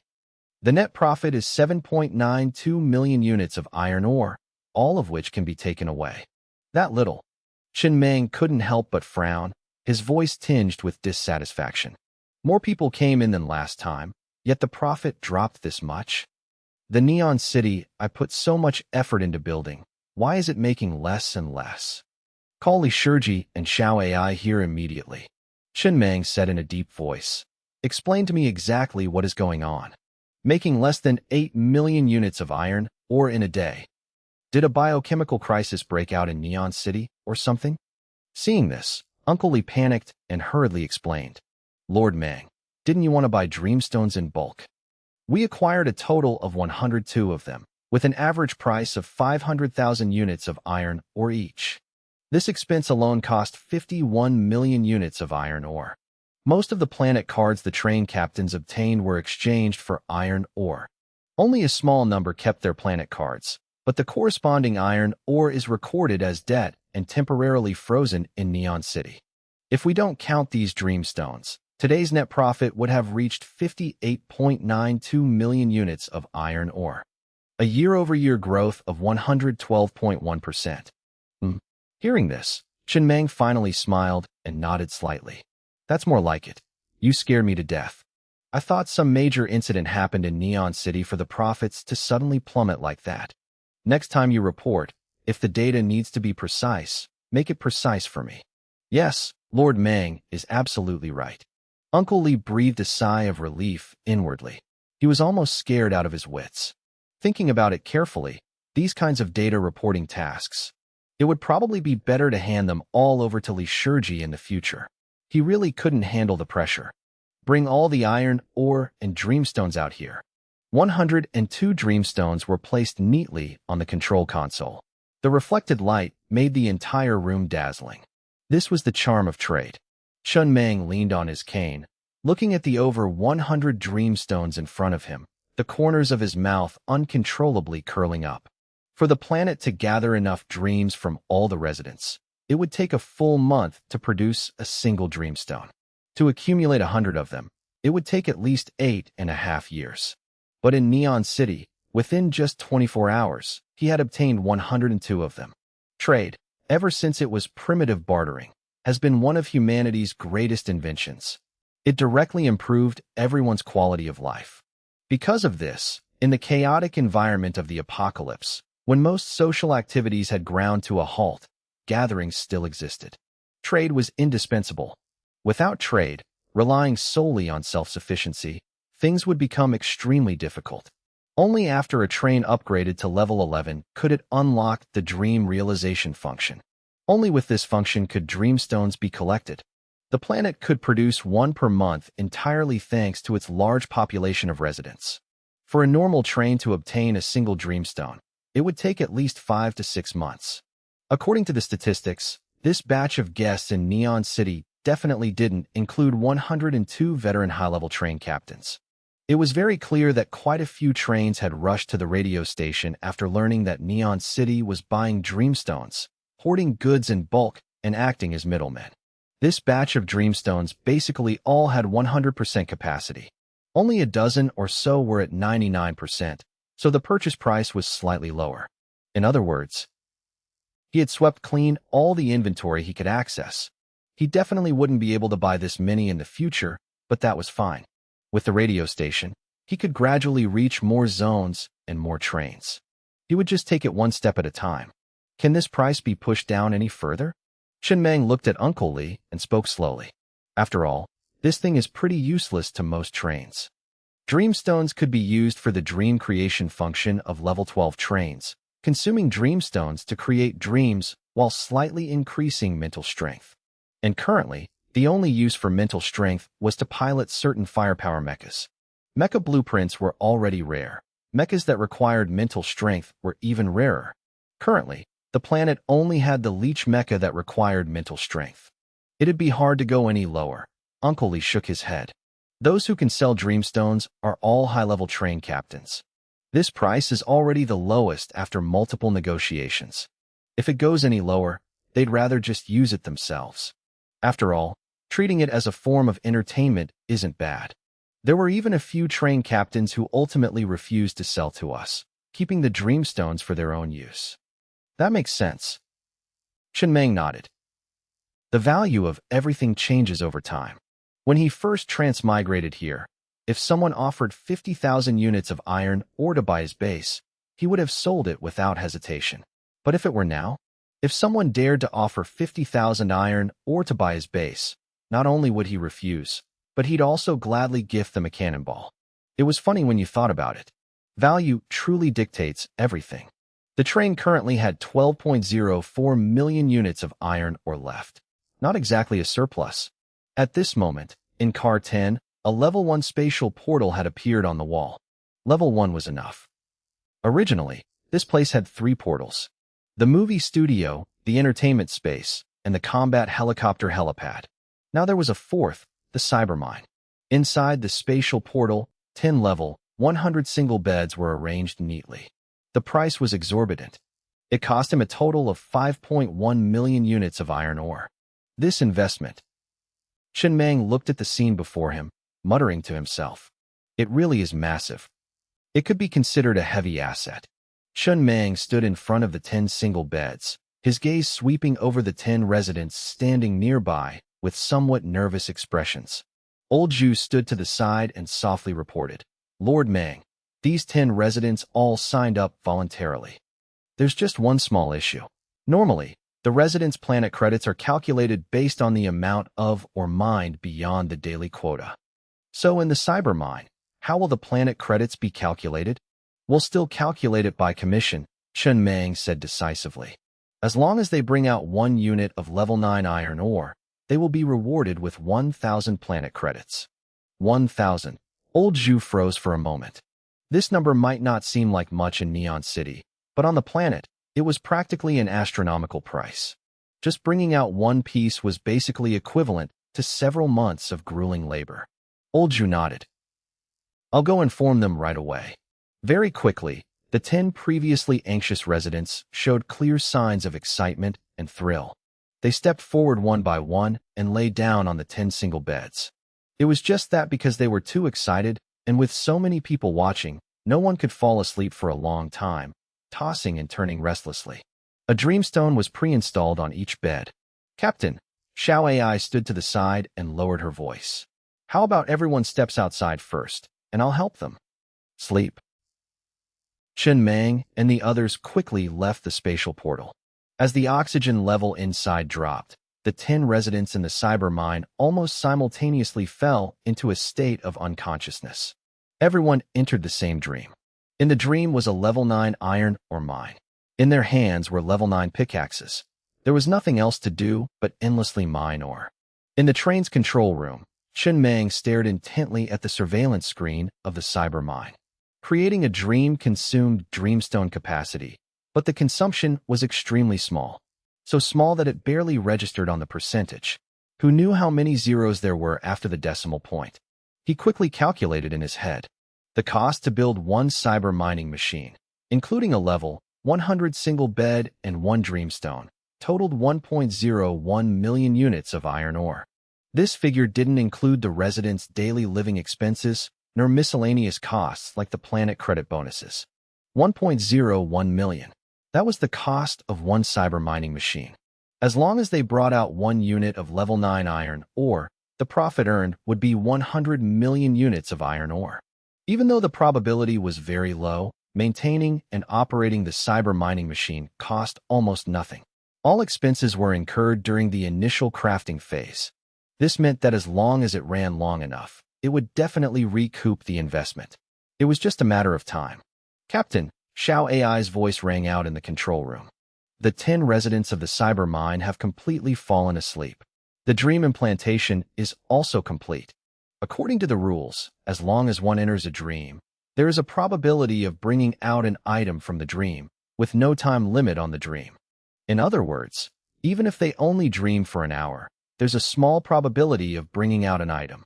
The time to mine 1 unit of iron ore is exactly 1 hour. Our residents are quite hardworking. Basically, they can finish mining 1 unit in about 50 minutes. The mechanical structures the captain just crafted using the heart of machinery, I've modified them according to your instructions and named them butt stingers. When the residents are fast asleep, every hour, the mechanical structure will activate. It will use a steel needle to prick their butts, jolting them awake, and then lower the oxygen level so they quickly fall back asleep. This cycle repeats once every hour. Each resident works 12 hours a day, meaning they can enter the dream 12 times. With 10 residents, that equates to 120 chances per day to bring out a unit of level 9 iron ore. Perfect. Chen Meng grinned and nodded. As long as we get 1 unit of level 9 iron ore, he would use the profits to build more cyber mining machines, continue putting more residents in, and snowball it bigger and bigger. Unemployment doesn't exist. The residents on the planet clearly still didn't fully understand their own value. The probability is probably around 1 in 10. Last time, the captain dreamed about 10 times and managed to bring out a unit of level 9 iron ore. Back then, we didn't even use dream creation. The captain is not like them. Leave out those last 2 words next time. Yes, Captain. Next time Neon City opens, go buy some components that help people fall asleep quickly. This method of reducing oxygen still has its drawbacks. Actually, it's not too serious. We have the medical cabin. If there are any issues, we can just fix them. The cost compared to the profit is negligible. If we can reduce costs, we should, Chen Meng said slowly. Constantly changing the oxygen levels like this is exhausting for the oxygen generator too. Understood. 7 days later, Neon City welcomed its 4th opening. The number of guests increased significantly each time. If it kept developing like this, Neon City would soon be able to open every day. Today, Neon City hosted a major event. Almost all the guests who stepped out of the starting point were stunned by the sight before them. All the screens across the city simultaneously displayed an advertisement for a new product. Mining robot. Not $39.98, not $29.98, only $998. Mining robots work continuously for 24 hours. Take it home and use it immediately. Can mine or can chop wood. The only one of its kind globally. An opportunity not to be missed. Only 5,000 units available. Once they're gone, they're gone. From this point on, Neon City truly began to enter a phase of undisguised capitalization. It's been a very long time since I've seen such a bustling scene.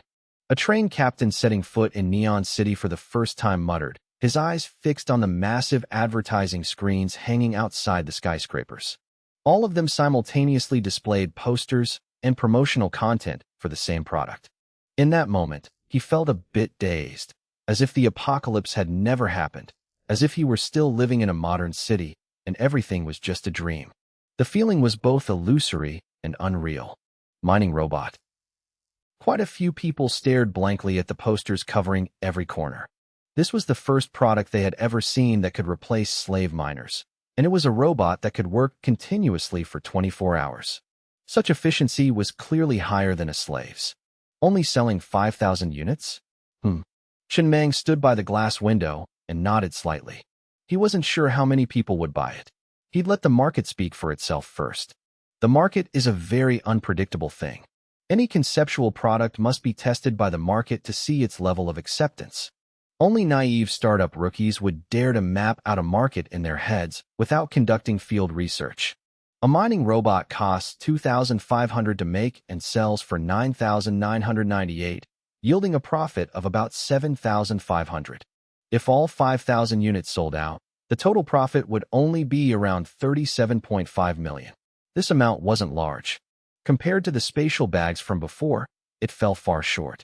Back then, the cost was only 1 unit of wood, but he sold them for 50,000 units of iron ore, a profit margin of 50,000 times.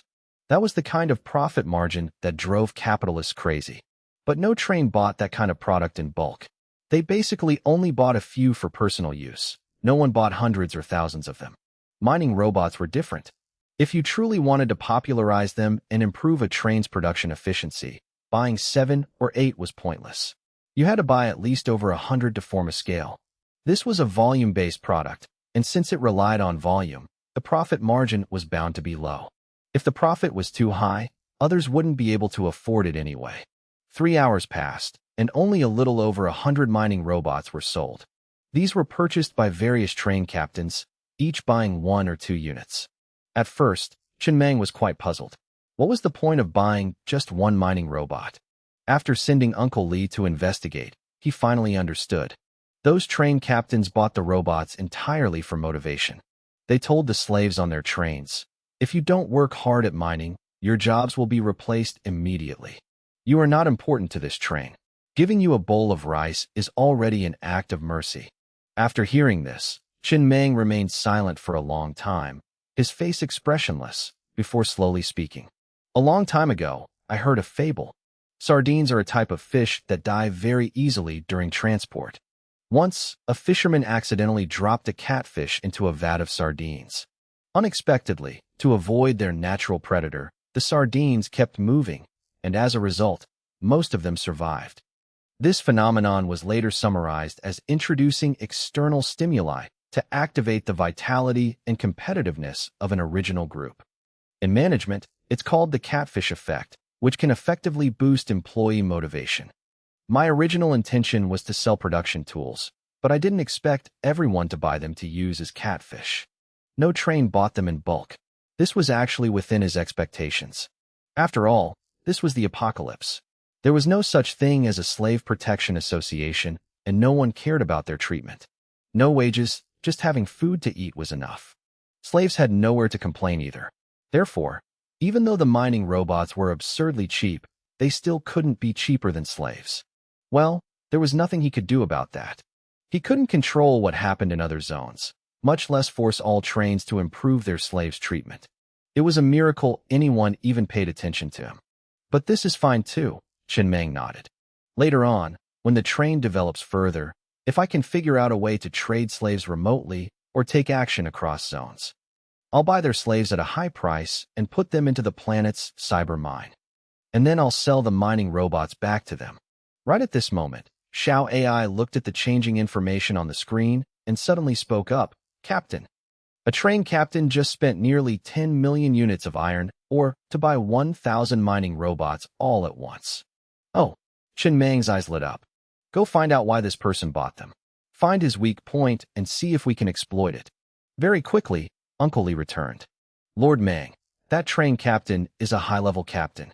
During a previous natural disaster, he suffered massive losses, and his slaves were almost entirely wiped out.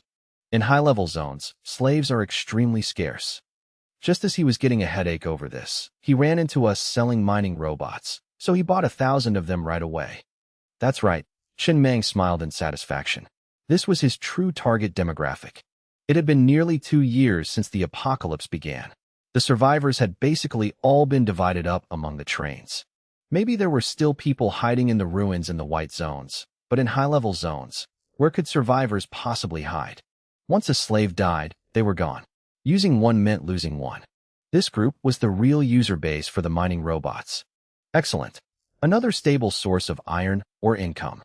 Meng leaned on his cane, looking at the bustling crowds on the streets of Neon City, and nodded in satisfaction. I'll leave this place to you guys to keep an eye on. I'm heading back first. If any unexpected situations arise, contact me immediately. Yes. It had been 7 days since the cyber mine was officially put into use. Over these 7 days, under the coordinated efforts of 6,000 residents and 2,000 robots working day and night without rest, the majority of the ore in the space's mining area had been extracted. The remaining mines were expected to be completely cleared out in just about 7 more days. Also during these 7 days, Meng went from occasionally staring at the cyber mine to only glancing at it once a day. What disappointed him a bit was that throughout these 7 days, not a single person had managed to bring out level 9 iron ore. The probability was even lower than he had imagined. However, Meng sat in his chair, looking with a rather strange expression at the feverish mining scene outside the window. Maybe the catfish really is useful. It was already 1 a.m. Normally at this time, most residents would have gone to sleep, leaving only a few hundred working overtime. But today was different. There were over 3,000 residents still working. Dropping 2,000 catfish in was like detonating a depth charge in the residential area. If you don't work hard, you'll be replaced. This slogan was deeply ingrained in every resident's mind. They mined so fiercely they practically didn't sleep or rest, looking as if they were determined to see who would break down first, humans or robots. The cola production line was practically smoking. Blisters? Wrap them in bandages. It doesn't hurt. Arms sore? Cut them off and sew them back on. A brand new arm. It doesn't hurt. Life is painful. Cut it off and sew it back on. A brand new life. It doesn't hurt. Legs aching? Cut them off and sew them back on. A brand new pair of legs. It doesn't hurt. In this world, there is no problem that a reboot can't solve. If it still isn't solved, then it just means you haven't rebooted enough times. The corner of Meng's mouth twitched slightly. He turned to look at Xiao AI standing beside him and said seriously, I swear, I never intended for things to turn out like this in the beginning. These residents seem to be taking it a bit too to the extreme. This is an unexpected situation, Xiao AI replied calmly. Even if you don't want to admit it, it did indeed happen just like that. Also, Chen Meng continued asking, since when were the simple medical kits in the train cars provided for free? They aren't free, Xiao AI answered. They are sold in the resident shop. The price is very low. You only need 1 planet credit to buy a box. This is a train welfare benefit, helping injured residents recover quickly. They pay for it themselves? Yes. They buy the cola themselves too? Yes. Overtime is voluntary? Yes. I've always thought of myself as a good person. The resident welfare on my train is already the best among all trains. Chen Meng sighed. But hearing you say that, I sound like a damn capitalist. These are all spontaneous actions by the residents. It has nothing to do with the captain. Exactly. Right at this moment, Xiao AI suddenly spoke up. Lord Meng, the dreamstone on the bed of a resident in the cyber mine is flashing after that person woke up. Holy shit. Chen Meng sprang up from his chair like a carp leaping over the dragon gate, casually grabbing his coat and throwing it on. Let's go see right now. If it's that damn level 9 pickaxe, smash that mining machine to pieces for me immediately. Really smash it. Just pretend to smash it. Don't you go crazy on me. 3 minutes later, Chen Meng arrived at Car 10. He secretly decided in his heart that later he would use the heart of machinery to build a flat escalator like the ones at the airport. Running from the front of the train to the back every time was just too exhausting. Phew. He stood in front of the spatial portal entrance to the cyber mine, feeling a bit nervous, and wiped his hands on his clothes. He was truly afraid of seeing a level 9 pickaxe. If it really was that thing, he might actually feel murderous intent. Xiao AI, are you sure you didn't create any damn things like cola or oxygen generators in the dream? Absolutely not. The words serious and strict appeared on Xiao AI's face on the screen. Just to be safe, when creating the dream, I even left all the residents in a naked state to ensure no clothes could be brought out. Only 3 things exist in the entire dream: iron ore, pickaxes, and people. Not bad, Chen Meng nodded. You're more careful than I thought. I hadn't even thought about the clothes. Send a message to that resident. Tell him not to move for now. I'm heading over right away. Chen Meng stepped out of Car 10. At this moment, the residents were all focused on mining on the other side of the train car, leaving this side unusually quiet. The train lay in the middle of the space, like a boundary line separating motion and stillness. God, I haven't visited you in a long time. Please don't blame me. It's mainly because I've been really too busy lately. I remembered today, see? Chen Meng knelt on the ground, stuck 3 cigarettes into the dirt, clasped his hands together, and muttered with a devout expression, "Please bless me one more time. I know you've always treated me the best." 3 minutes later, he returned to Car 10, took a deep breath, pushed open the door to the cyber mine, and looked toward a resident sitting on a bed with a panicked expression. He raised a hand, signaling him to keep quiet. No need to speak. The oxygen level in the air was quite low, to ensure the residents didn't fully wake up abruptly while dreaming. He tried not to make a sound as he walked to the bedside and placed his hand on the dreamstone at the head of the bed. Very quickly, a small teleportation portal appeared next to it. He reached his hand in. When he pulled his hand out, a sparkling, transparent block rested in his palm. Level 9 iron ore. Chen Meng didn't show any extra unnecessary emotions. He simply signaled to the resident that he could get off work early today, and in accordance with the rules, rewarded him with 1,000 planet credits. Then, he turned around, took large strides out of the cyber mine, and headed straight for the train's control room. His pace grew faster and faster, so fast he almost looked like he was about to take flight. Finally, when Chen Meng practically burst into the train's control room, he looked down at the block of level 9 iron ore in his hand and couldn't help but burst into loud laughter. Awesome. This is fucking awesome. I am a goddamn genius. Level 9 iron ore. Level 9. After 7 days, the cyber mine finally welcomed its first profit, 100 million units of iron ore. This number was equivalent to the total reserves of 10 level 4 iron ore mines. Currently, His cyber mine had a total of 10 cyber mining machines. Excluding the cost of building the spatial portal, the total cost was only about 6 million. Yet after just 7 days, it had brought in a profit of 100 million. Was there any trade more profitable than this? Neon City was indeed his most correct project. If it weren't for Neon City, he wouldn't have been able to buy so many dream stones.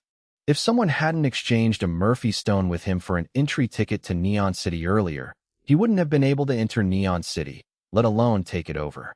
Every cause has its effect. On the surface, it looked like a massive, unexpected windfall, but in reality, it was the accumulation of every little step on the path he had taken. This was the profit born from countless foundations stacked upon each other. It was what he deserved, and what the planet deserved to have. Chun Mang sat in his chair, holding the block of level 9 iron ore in his hand, the corners of his mouth practically stretching to his ears. He couldn't get enough of looking at it. How could this thing be so adorable that it made people reluctant to let go? Shao AI, take that dreamstone down and replace it with a new one. Understood. Shao AI's voice rang out from the train's control room. The capacity of that dreamstone is currently only at 5%. Bringing items out of a dream consumes dreamstone capacity, and the amount consumed depends on the item's value. A block of level 9 iron ore will consume up to 95% of the capacity. This dreamstone can no longer be used and must be replaced. If they managed to mine something but failed because of insufficient capacity, he really would have the urge to smash the mining machine. The leftover dreamstones can be stored away. Later on, if they need to boost mental strength, they can be used to upgrade the mental strength of the train guards. Consider it recycling scrap. Originally, the train only had a little over 7 million units of iron ore left, but now the balance had returned to the 100 million mark. If you drew a chart of the planet's iron ore reserves, it would definitely be a roller coaster. He had originally planned to build some entertainment facilities like a roller coaster in the entertainment space, but due to a lack of iron ore, he had to postpone it. He didn't plan on using this iron ore to upgrade the armor for the time being either. He had to wait until the cyber miners got off work tonight, then expand the cyber mine and increase the number of machines to 50. It just so happened he currently had 102 dreamstones. The remaining ones could be used as replacements. If all these dreamstones were fully utilized, it would bring in 10 billion units of iron ore. Shao AI, tell Neon City to continue buying dreamstones. Take as many as they have. Understood. As long as he had enough dreamstones, he could continue expanding the cyber mine. When the numbers were large enough, no matter how low the probability, it could be pulled into reality. Fake. Outside the train car, a young man looked at the resident control panel shared via the iris chip and yelled in disbelief. Damn it. Are you hacking? I know you used to be a programmer. You definitely secretly modified your planet credits. I'm going to report you. This kid's got some nerve, pulling tricks here. Name Damao. ID number, 4998. Train car resident. Occupation, cyber miner. Balance, 1,014 planet credits. Treatment, level 1 resident. Upgrade progress, 100%. Mental strength, 12.2. Overall physique, 12.1. Our occupations are all none. Why is your occupation cyber miner? Furthermore, how can you have over 1,000 planet credits? You clearly just got promoted to level 1 resident treatment not long ago. Tell the truth, where did these planet credits come from? Let me tell you, don't even think about pulling tricks on the train. General AI will definitely find out, and you'll be dead meat. Stay away from me, don't get me implicated. Damao grinned broadly, looking completely unbothered. I earned it fair and square. What's there to be afraid of? Every change on the resident control panel is updated in real time and has to go through General AI's database. Besides General AI, who could modify it? A few days ago, didn't Director Zhu come to recruit cyber miners? I signed up. Mining 1 block of or rewards you with 1,000 planet credits. How about that? Not bad, right? Plus, my mental strength has clearly increased. I feel like my mind is even sharper now than before. If you ask me to go back to writing code now, I might even write it faster and better than in the old days. All right. I'm just showing off a bit.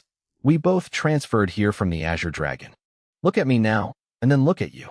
Still just a level 2 resident. Sigh, I don't even know how to comfort you. You gotta work harder, okay? The burly man patted the young man's shoulder meaningfully, then crossed his arms behind his head and strolled away, looking conflicted. How should I spend these 1,000 planet credits? It really is a headache. Getting rich so suddenly, I'm really not used to it. The young man stood dazed, watching Damao's retreating back.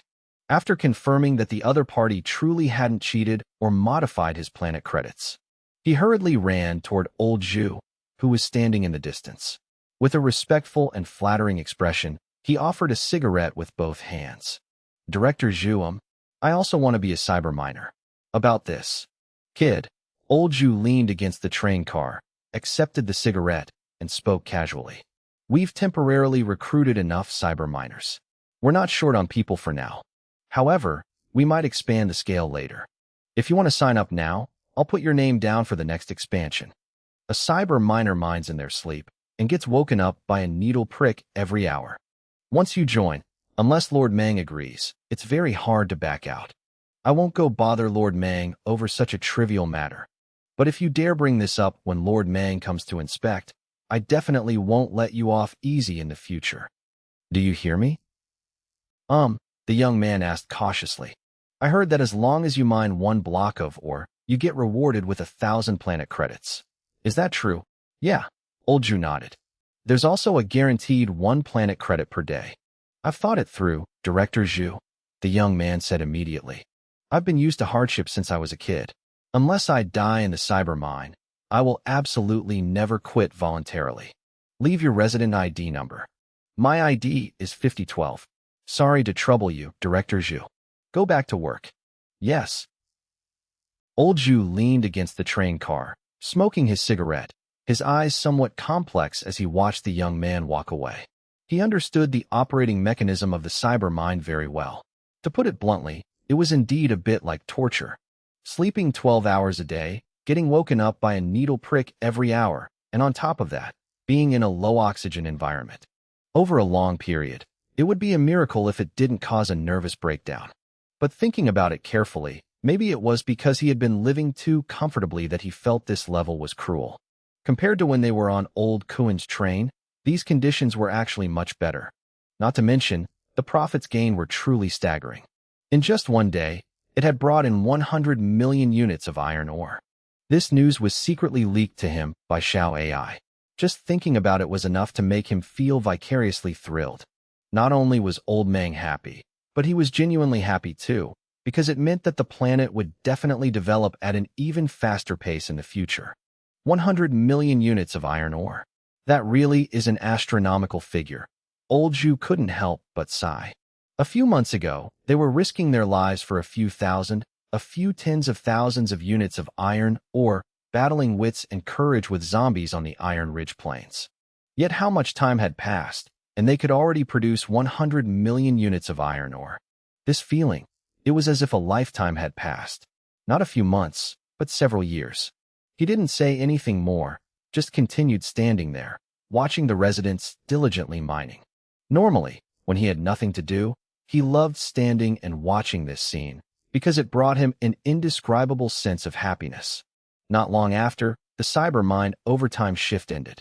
All the cyber miners, upon leaving the mine, grabbed a spray bottle from the nearby table and sprayed there but a few times so the needle puncture wounds would heal quickly before leaving one by one.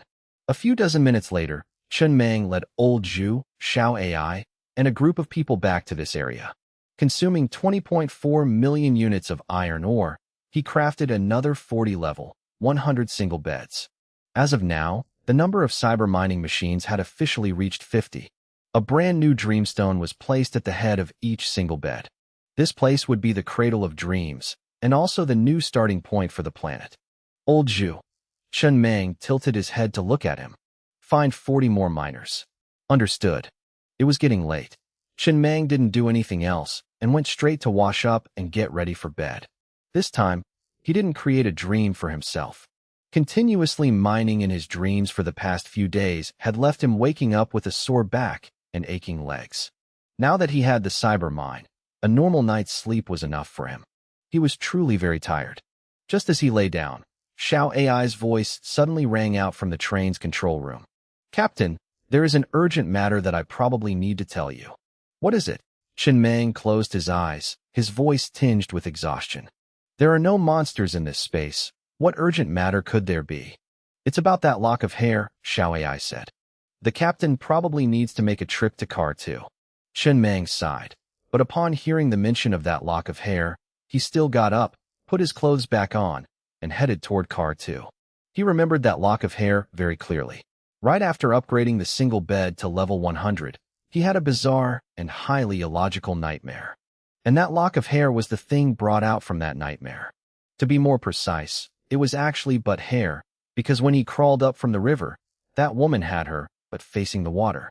In Car 2, Chen Meng leaned on his cane, his face expressionless as he looked at the scene inside the Mecha Research and Development Center. The heavy tripod machine gun in the space slowly rotated. Xiao AI, he said coldly.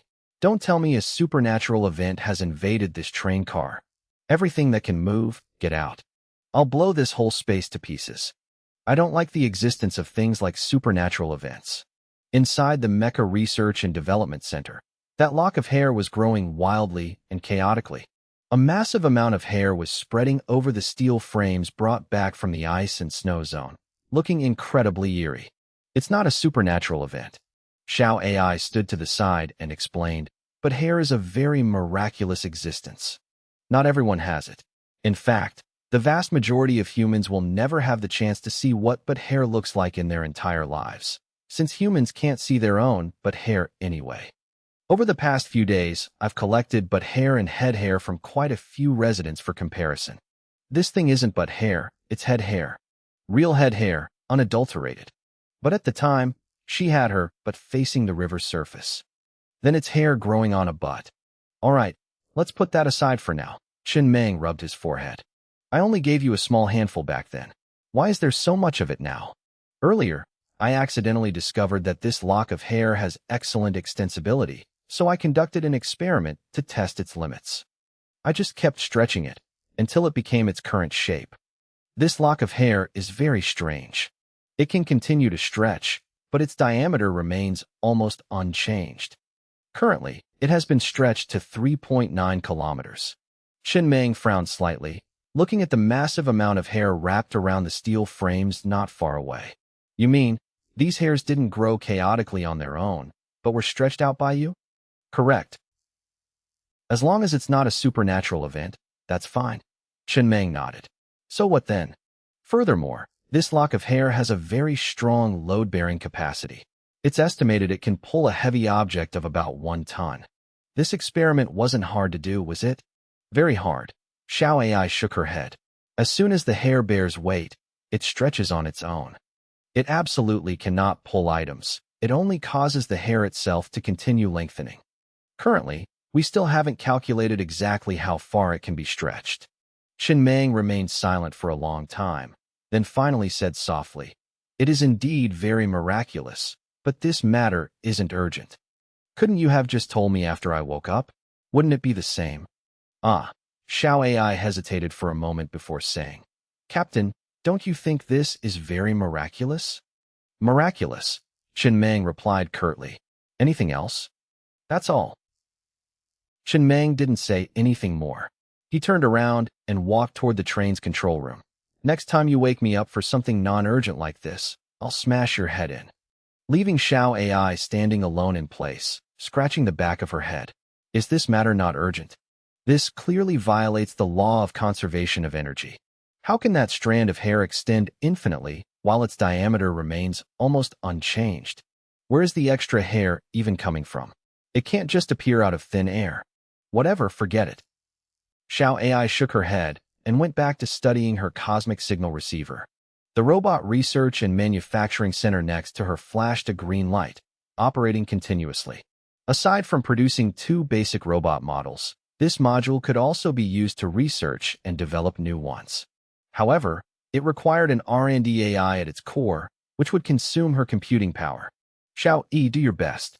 The next moment, the image of an obedient rabbit appeared on the screen outside the center, accompanied by a crisp voice. Yes, Chief AI. This R&D AI chip was extracted from the Earth core nuclear bomb a few days ago. Xiao AI had reactivated it, set its core directive to absolute loyalty to the Hongxing Hao, and plugged it into the robot manufacturing center. It would be used to research and build better robots. After all, she really didn't want to look at those piles of industrial garbage anymore. According to her aesthetics, those robots belonged in a junkyard meat grinder. She hadn't mentioned this to the trainmaster yet. She felt it wasn't important right now. It wouldn't be too late to tell him once there were actual results. This was also her first disciple. It worked very hard, but its intelligence was a bit low, not even 1% of hers. It could only handle basic communication. This time, there was finally no one to disturb Chen Mang's sleep. Lying in bed, he quickly drifted off, sleeping deeply and soundly. When he woke up naturally, there were only 10 hours left until Neon City's fourth closing time. In half a day, Uncle Lee would come to report the data and bring in a massive amount of iron ore. Phew! Chen Mang woke up, stretched, and instinctively glanced at the dreamstone by his bed. There was no reaction whatsoever. After washing up, he sat down in his chair, having completely forgotten whether he even had a dream last night. Dream memories could sometimes last for hours, while other times they vanished the moment you opened your eyes. Lighting a cigarette, he began flipping through the train's logbook. Everything was normal. No unexpected situations worth noting. He pulled Xiao Lu, the tiger cub sleeping on the adjacent chair, into his arms and playfully poked its little pink mouth. He smiled and said, "Once we get out of here, the train will be just about ready to upgrade to level 15. By then, you should be able to wake up too. An S-rank space behemoth. I'm really looking forward to seeing what you look like when you wake up." Suddenly thinking of something, he fell silent for a moment before asking, "An S-rank space behemoth should be the highest tier, right? There aren't any ridiculous tiers like Z, SS, or SSR, are there?" Xiao AI's voice quickly echoed in the control room. "According to my data, S-rank space behemoths are the highest tier. There is no information regarding Z, SSR, or SS tiers. However, that is only based on my database. I cannot guarantee that the mechanical civilization doesn't have corresponding higher tiers. Let's hope not." Chen Meng breathed a sigh of relief. His biggest worry was that the train would reach level 15 and Xiao Lu still wouldn't wake up. A space behemoth wasn't necessarily better just because it was stronger. The stronger it was, the more it cost to nurture the larva, and he didn't have an infinite supply of iron ore. S-rank was enough. He just hoped there wouldn't be any more unexpected complications. The requirements to upgrade the train to level 15 were a bit steep. He couldn't meet them yet, and he figured he'd be stuck at this bottleneck for quite a while. Upgrade requirements. Consume 60,000 units of Tier 3 iron ore. All train modules must exceed level 240. Have over 500 survivors on board.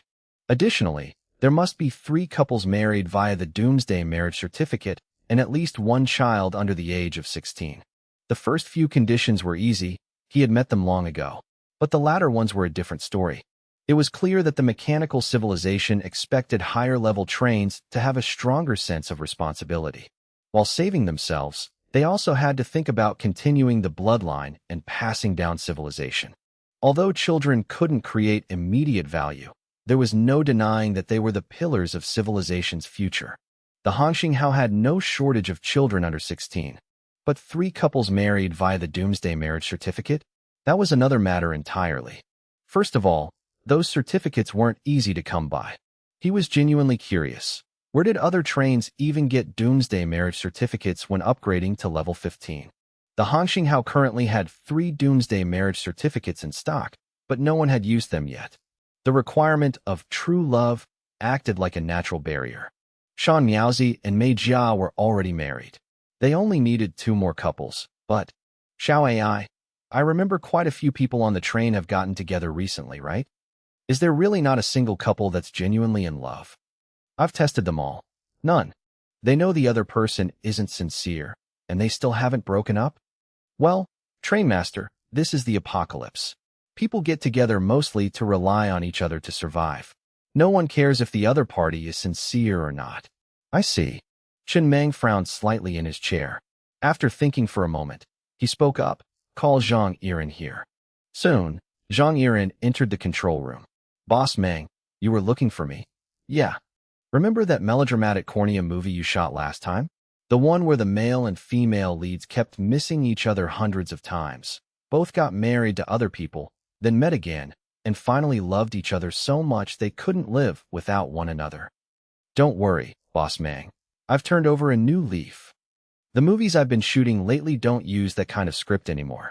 That kind of dog blood melodrama is so trashy even a dog wouldn't write it. Write it. Why wouldn't you? Chen Mang tapped his finger lightly on the table. Write 2 more scripts exactly like that. The more dog blood, the better. You have to make it so the male and female leads end up loving each other so much they literally can't survive without the other. I can write it. Zhang Yiren shot Xiao AI a pleading look, completely clueless as to what Boss Mang was planning. Was this some kind of test? You have to write it. Once it's done, give the draft to Xiao AI. All right, you're dismissed. That's all for now. After Zhang Yiren left, Chen Mang turned to Xiao AI. Once we have those 2 scripts, find 2 young couples and bring them to the Mecha R&D Center. I've set up 2 virtual combat training spaces there. Implant the scripts into their dreams. They can't fall in true love. We'll force it down their throats. Guarantee they'll love each other to death. Run it continuously for 7 days and 7 nights. The moment they wake up, drag them straight to get married. Understood. Xiao AI immediately caught on. This kind of dog blood script was incredibly cheesy, but if someone actually became the protagonist and experienced it firsthand, then falling madly, desperately in love was practically guaranteed. Humans feel pain when they lose something, no matter how trashy that thing might be to them. It was like a simp who texted his goddess goodnight every single day for 3 years, and then suddenly stopped one day. That night, the goddess definitely wouldn't be able to sleep, even if she had no shortage of simps like him.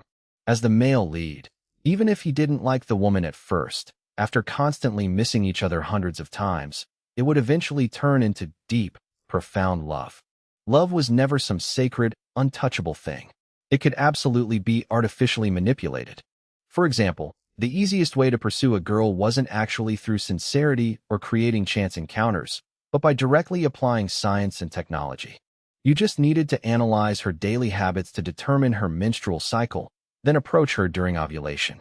During this time, a woman's hormones naturally crave the presence of a man. Right time, right place, right people. The first 2 factors were the most crucial. With the right timing and location, it wouldn't matter much who showed up, as long as they weren't too ugly and dressed neatly.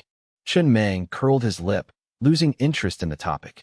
After all, he himself didn't believe in this so-called love. But this was fine. Another problem solved.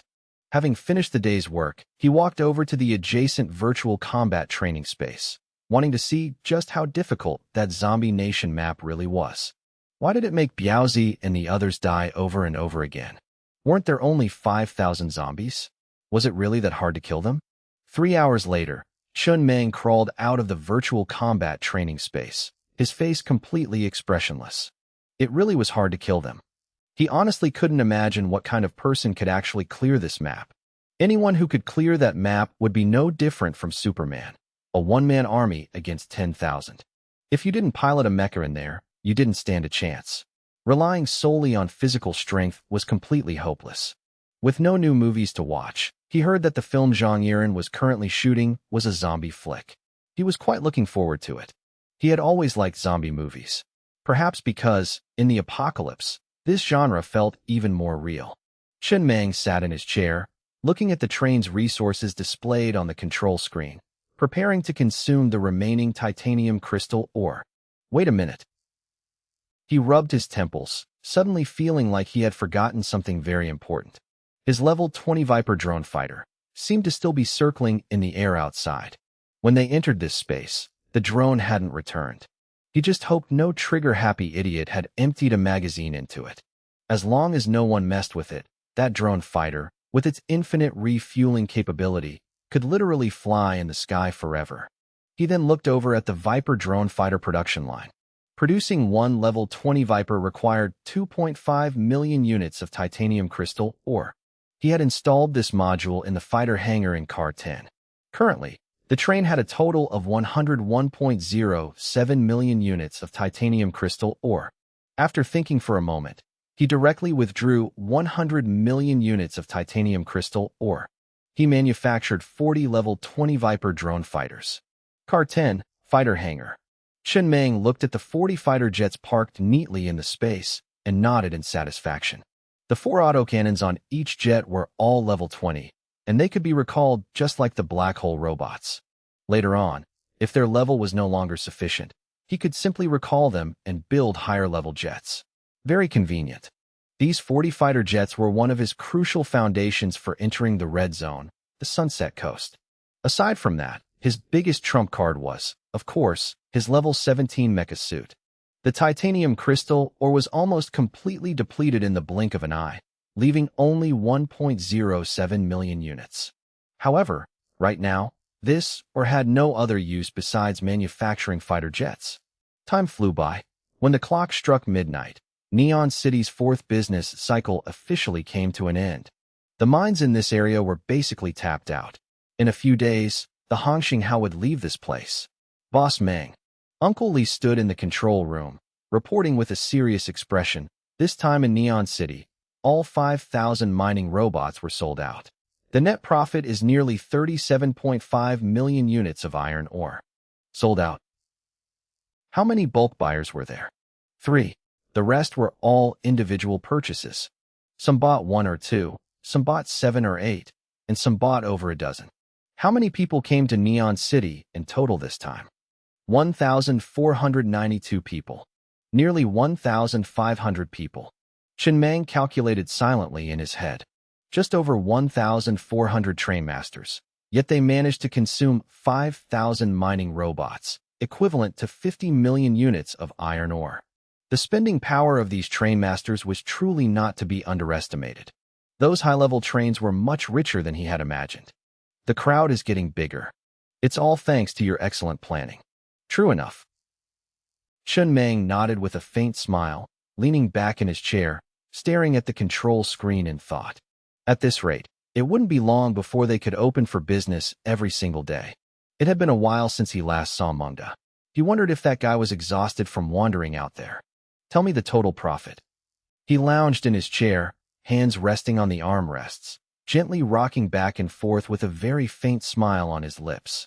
Uncle Li quickly continued his report.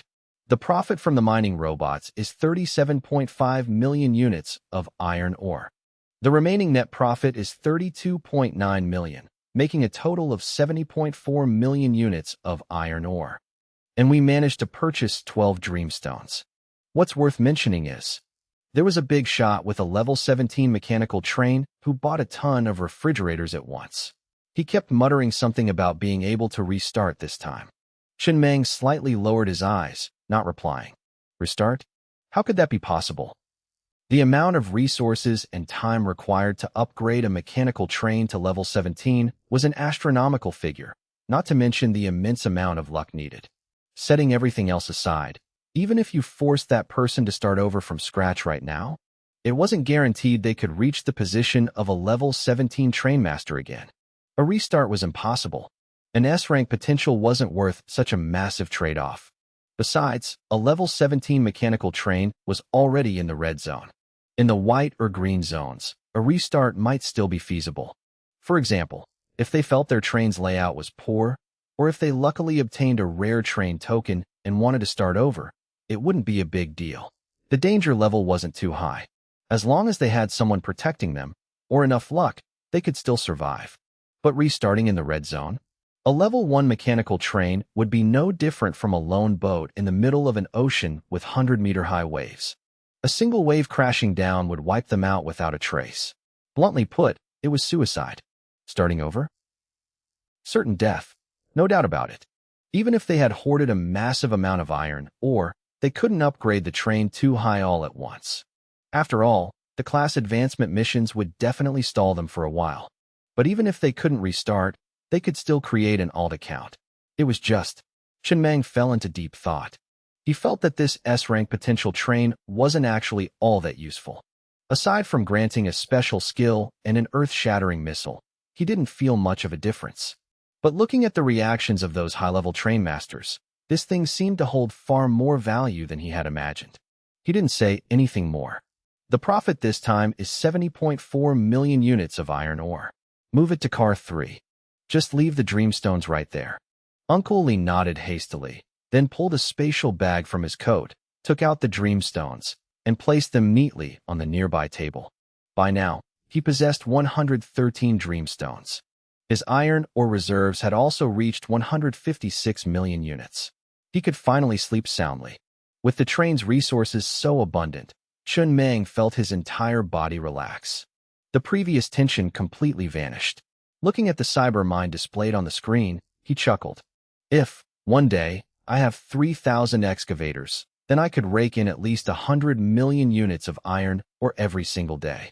Maybe even more, right? That's a bit broken. Won't there be a day when the ore is completely mined out? There won't be. Xiao AI's voice echoed in the cabin. Tier 9 iron ore isn't created directly by consuming the dreamstone's energy.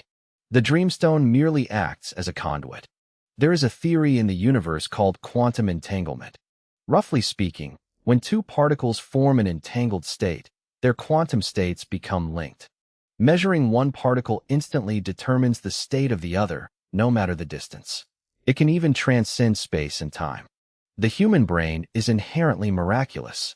According to the data I gathered in the previous city, there is a hypothesis on this planet that when a living being dreams, their brainwaves enter a stable yet extreme state, allowing them to resonate with a creature in some corner of the universe, thus forming a dreamscape.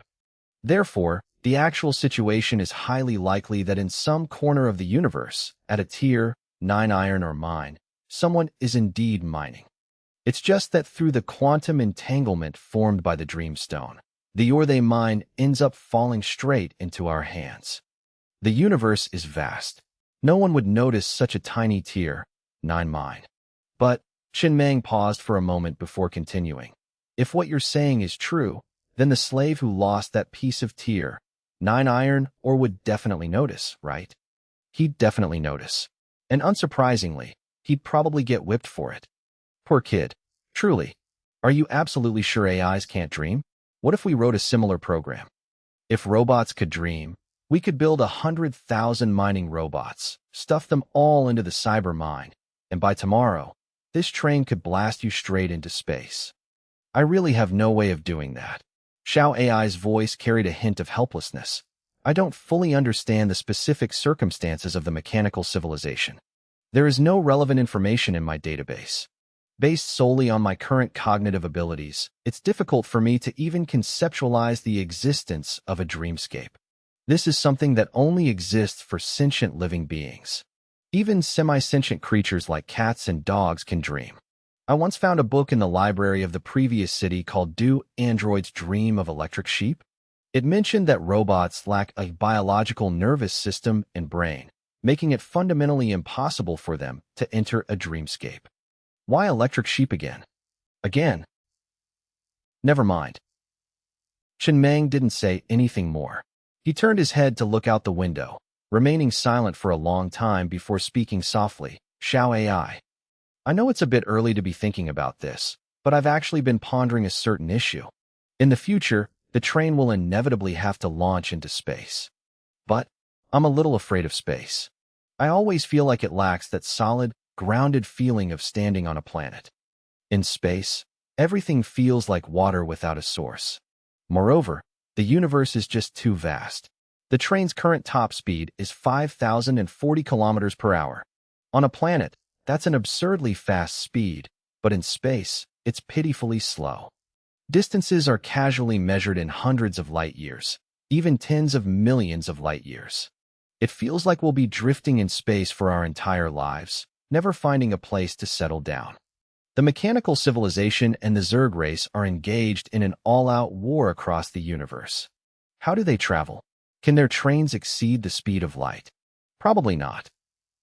Xiao AI was silent for a moment before continuing. It is widely accepted that the speed of light is the absolute limit of the universe. It cannot be surpassed. For example, you can imagine a simple experiment.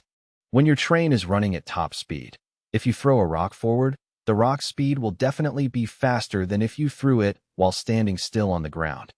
That's called acceleration.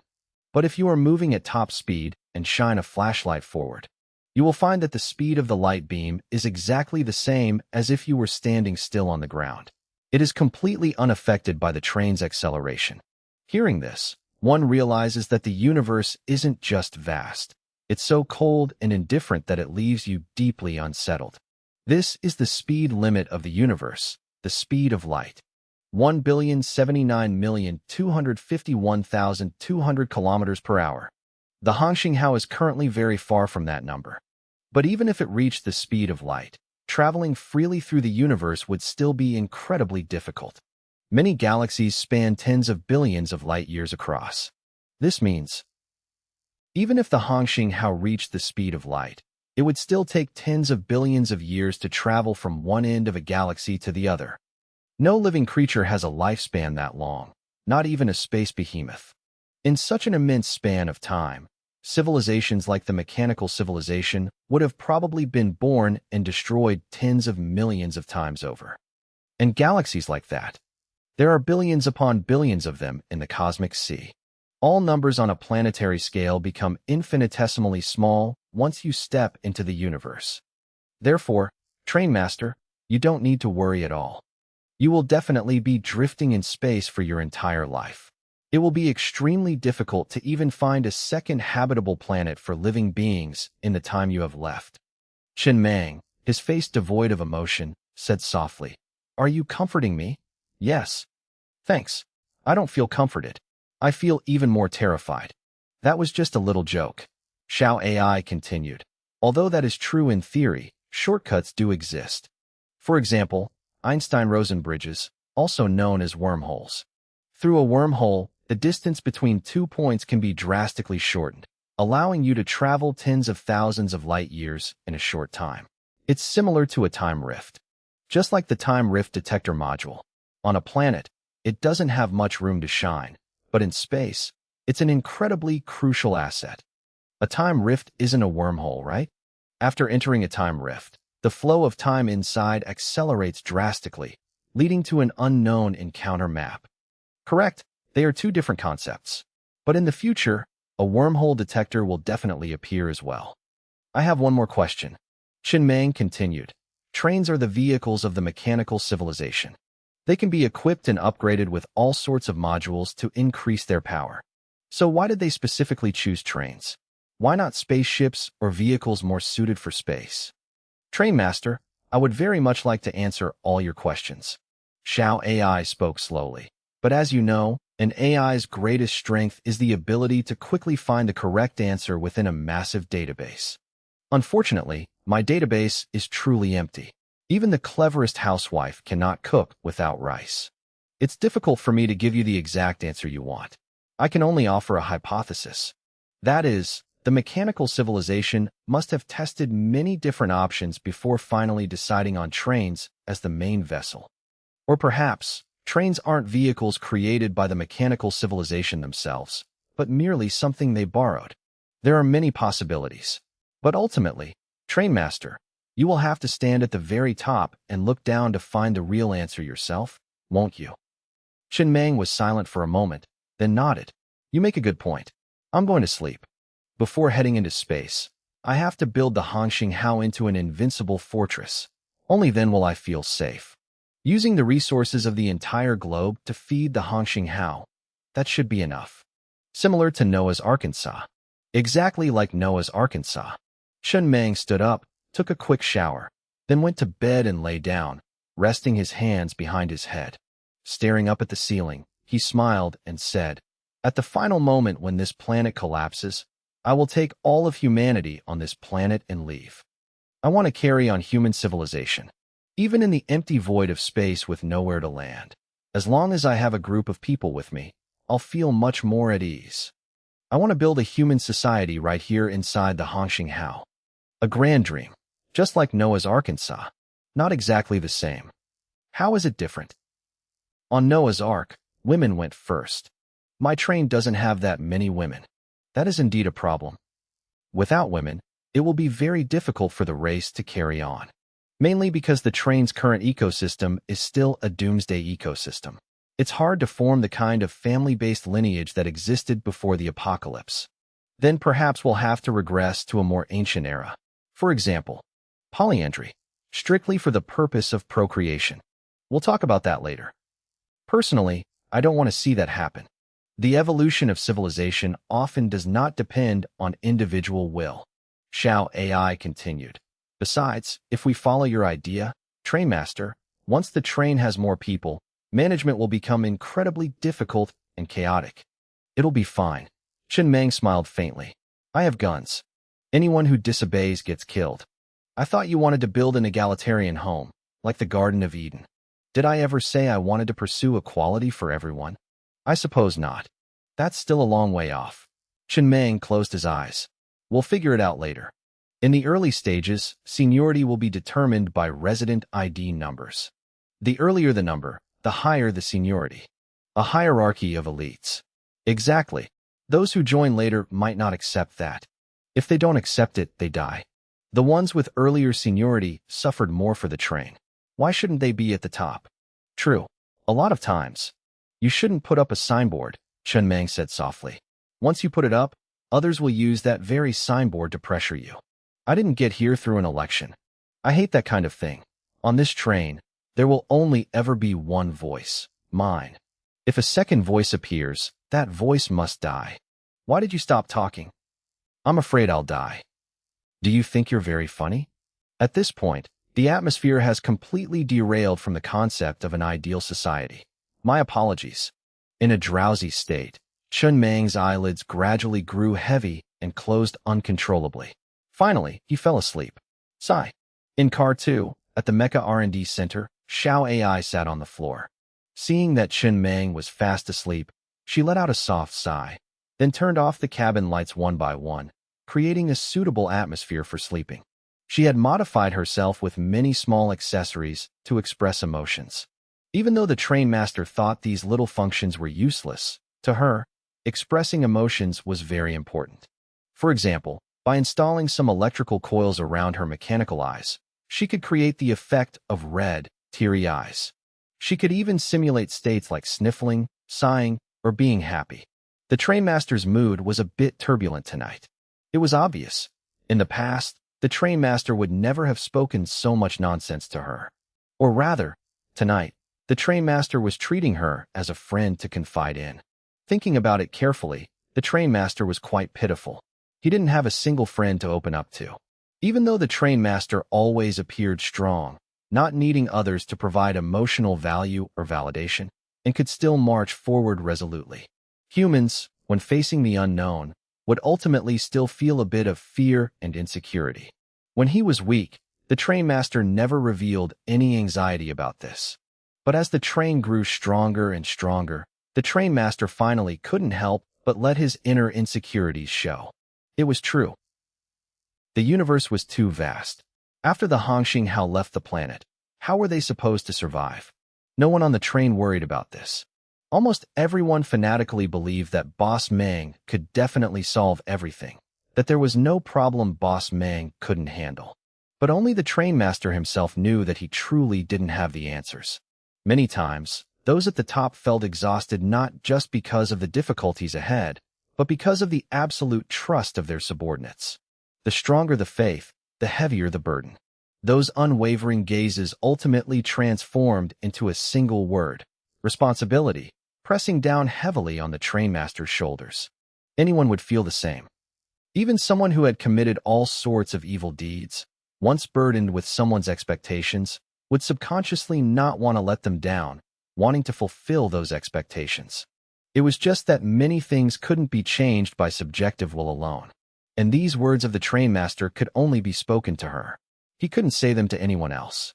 If others knew that the trainmaster was actually uncertain in his heart, the morale of the Hongxing Hao would crumble. Once morale crumbled, pulling it back together would be incredibly difficult. Sigh. Being human is so hard. Good thing I'm an AI. Xiao AI lowered her head and sighed again, then looked up at the rabbit standing blankly in the robot research center. She said unhappily, Get to work, Xiao Yi. Adult matters are none of your business. Old Zhu. strolled over to Car 10, the filming area. Seeing the lights still on inside, and looking at Zhang Yiren with his prominent dark circles, he couldn't help but ask in surprise, "Why aren't you asleep yet? You don't even need to mine, or you're just shooting a movie, so why do you look so busy? Just shooting a movie?" Zhang Yiren was so busy his head was spinning.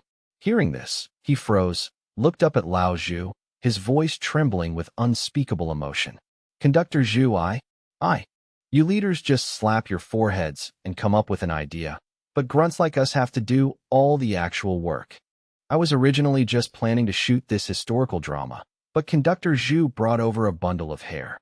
He said it was perfect for a horror movie, that we could shoot a scene of a long-haired female ghost crawling out of a TV. You also said there were 40 fighter jets parked nearby, so we could shoot a war movie. And Boss Mang demanded that I quickly shoot a zombie flick. Then a few days ago, you told me to produce a variety show, picking a lucky guy and making him think he time-traveled. I even have to write the script for that show. Meanwhile, Boss Mang wants me to write 2 more romance scripts, both with dual male and female leads, and I have to write them in detail from both characters' perspectives. Conductor Zhu. How am I not busy? Lao Zhu frowned. Are you saying there's a problem with how Boss Mang and I arrange the work? A problem with our management? I didn't mean that, Conductor Zhu. Zhang Yiren quickly realized his slip-up, shrinking his neck and muttering softly. Young man, endure a little hardship. Lao Zhu walked over and patted his shoulder, his voice full of hidden meaning. The more hardship you endure now, the more blessings you'll enjoy later. Let me let you in on a secret. Later, when the train has enough people, Boss Mang plans to implement a market economy. That means your movies will be screened on a small scale, through the refrigerators or spatial portals. Residents who want to watch will have to pay with stellar credits. Think about it. You already have a reputation now. When that time comes, you'll be the only one shooting movies on the entire Stellar Express. How much money will you make? I don't tell this to just anyone. I'm only telling you because I see you're a sensible guy. Hearing this, Zhang Yiren was stunned. That scene slowly formed in his mind. He had never doubted the future of the Stellar Express. He firmly believed that even if every other train on the Cerulean planet was destroyed, the Stellar Express would be the last one standing. If the day really comes when a market economy is implemented, he would monopolize the film industry of the Stellar Express. Relying on his accumulated fame, he would rake in a massive amount of stellar credits, instantly catapulting himself into the middle class of the Stellar Express. Thinking of this, he suddenly felt a surge of motivation. His previously exhausted and panicked face, as if injected with a strong stimulant, instantly flushed red like a dying man's final burst of energy. Zhang Yiren looked at Lao Zhu with excited eyes, straightened his back, and said, Conductor Zhu, hearing you say that, I understand now. Don't worry. I will complete all the tasks assigned by the higher-ups at any cost. Lao Zhu coughed lightly and lowered his voice. Remember, don't tell anyone else about this. I haven't told many people, only my most trusted confidants. Big plans fail if they leak. My responsibility is to manage the subordinates well for Boss Mang. As long as you guys make me look good in front of Boss Mang, I'll treat everyone well. But if you cause trouble and get me scolded by Boss Mang, I guarantee you won't have an easy time either. But writing scripts really is mentally draining. You can't shoulder it all alone. It just so happens there's a writer on the train. I'll call him over to help you. When the time comes, just put his name down for the screenwriting credits. No problem. Zhang Yiren excitedly watched Lao Zhu's departing figure. Then, his gaze landed on the lead actress beside him, and a wave of emotion swelled in his heart. After starring in a few of his movies, this girl's fame had grown significantly. If the Stellar Express eventually holds tens of thousands, hundreds of thousands, or even millions of people, then this girl's popularity would know no bounds. Could she really become the first superstar of the post-apocalyptic world? He had truly never thought of that. The world had clearly ended, yet his career path was getting smoother, his life goals clearer, and he was even living better than before. In the end, is this apocalypse a good thing or a bad thing? Thinking about it carefully, sometimes chaos is exactly where opportunity lies. In the residential cabin, A young man with bloodshot eyes sat under the roof, tilting his head in disbelief at Conductor Zhu. His voice trembled. Conductor Zhu, what do you mean I only have to write 20,000 words a day? After writing 20,000 words a day, I feel like I've been violated by a sow. My brain completely stops working. It's pure agony. Don't panic. Lao Zhu sat down beside him and said slowly, let me let you in on a secret. Boss Mang already told me. Later, when the Stellar Express has more people, a market economy will be implemented. When that time comes, not just anyone will be able to read your novels. They'll have to pay to read them. Think about it. You're the only writer on the train, and your reputation isn't small. How many people will pay to read your books then? If you go help Zhang Yiren and add screenwriter to your title, your fame will grow even more. Won't you make even more money in the future? A person can't just keep their head down looking at the path beneath their feet. You also have to look up at the horizon once in a while. Just one night. Just push through for one night. Lao Zhu looked seriously at the young man sitting under the roof. As soon as the market economy is pushed forward, that's the day you strike it rich. You'll instantly step into the middle class of the Stellar Express, enjoying the admiring gazes of countless people. You'll hold a massive amount of scarce resources, and there will even be countless women throwing themselves at you. The exhaustion you're enduring today will all turn into the blessings you'll enjoy tomorrow. Young man, don't complain about being tired. Who hasn't had to endure this to get ahead? Conductor Zhu, were you this tired when you were young too? Well, maybe not quite this tired. Lao Zhu said with hidden meaning. But it's the apocalypse now, after all. Go on. On this train, I value you the most. In the future, you'll be the best-selling author of the Stellar Express.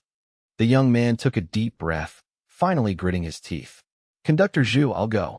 Honestly, since Lao Zhu had personally come to find him, he had no way to refuse.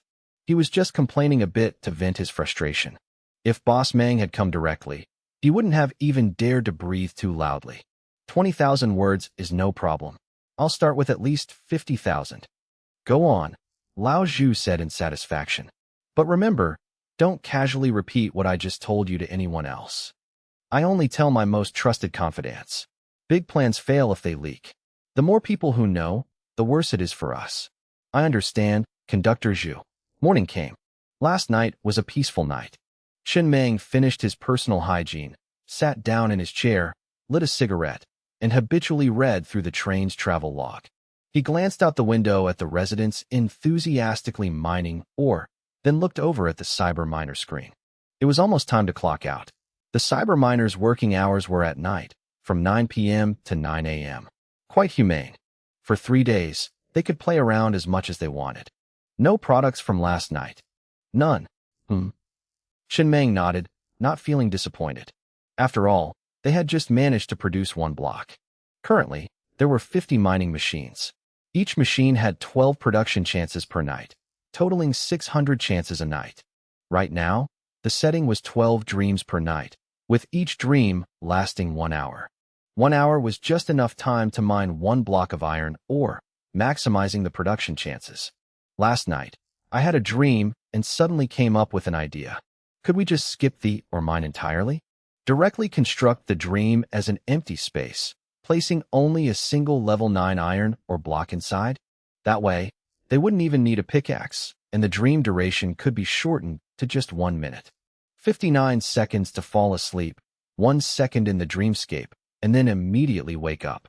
If this idea works, it would truly be bordering on a system exploit.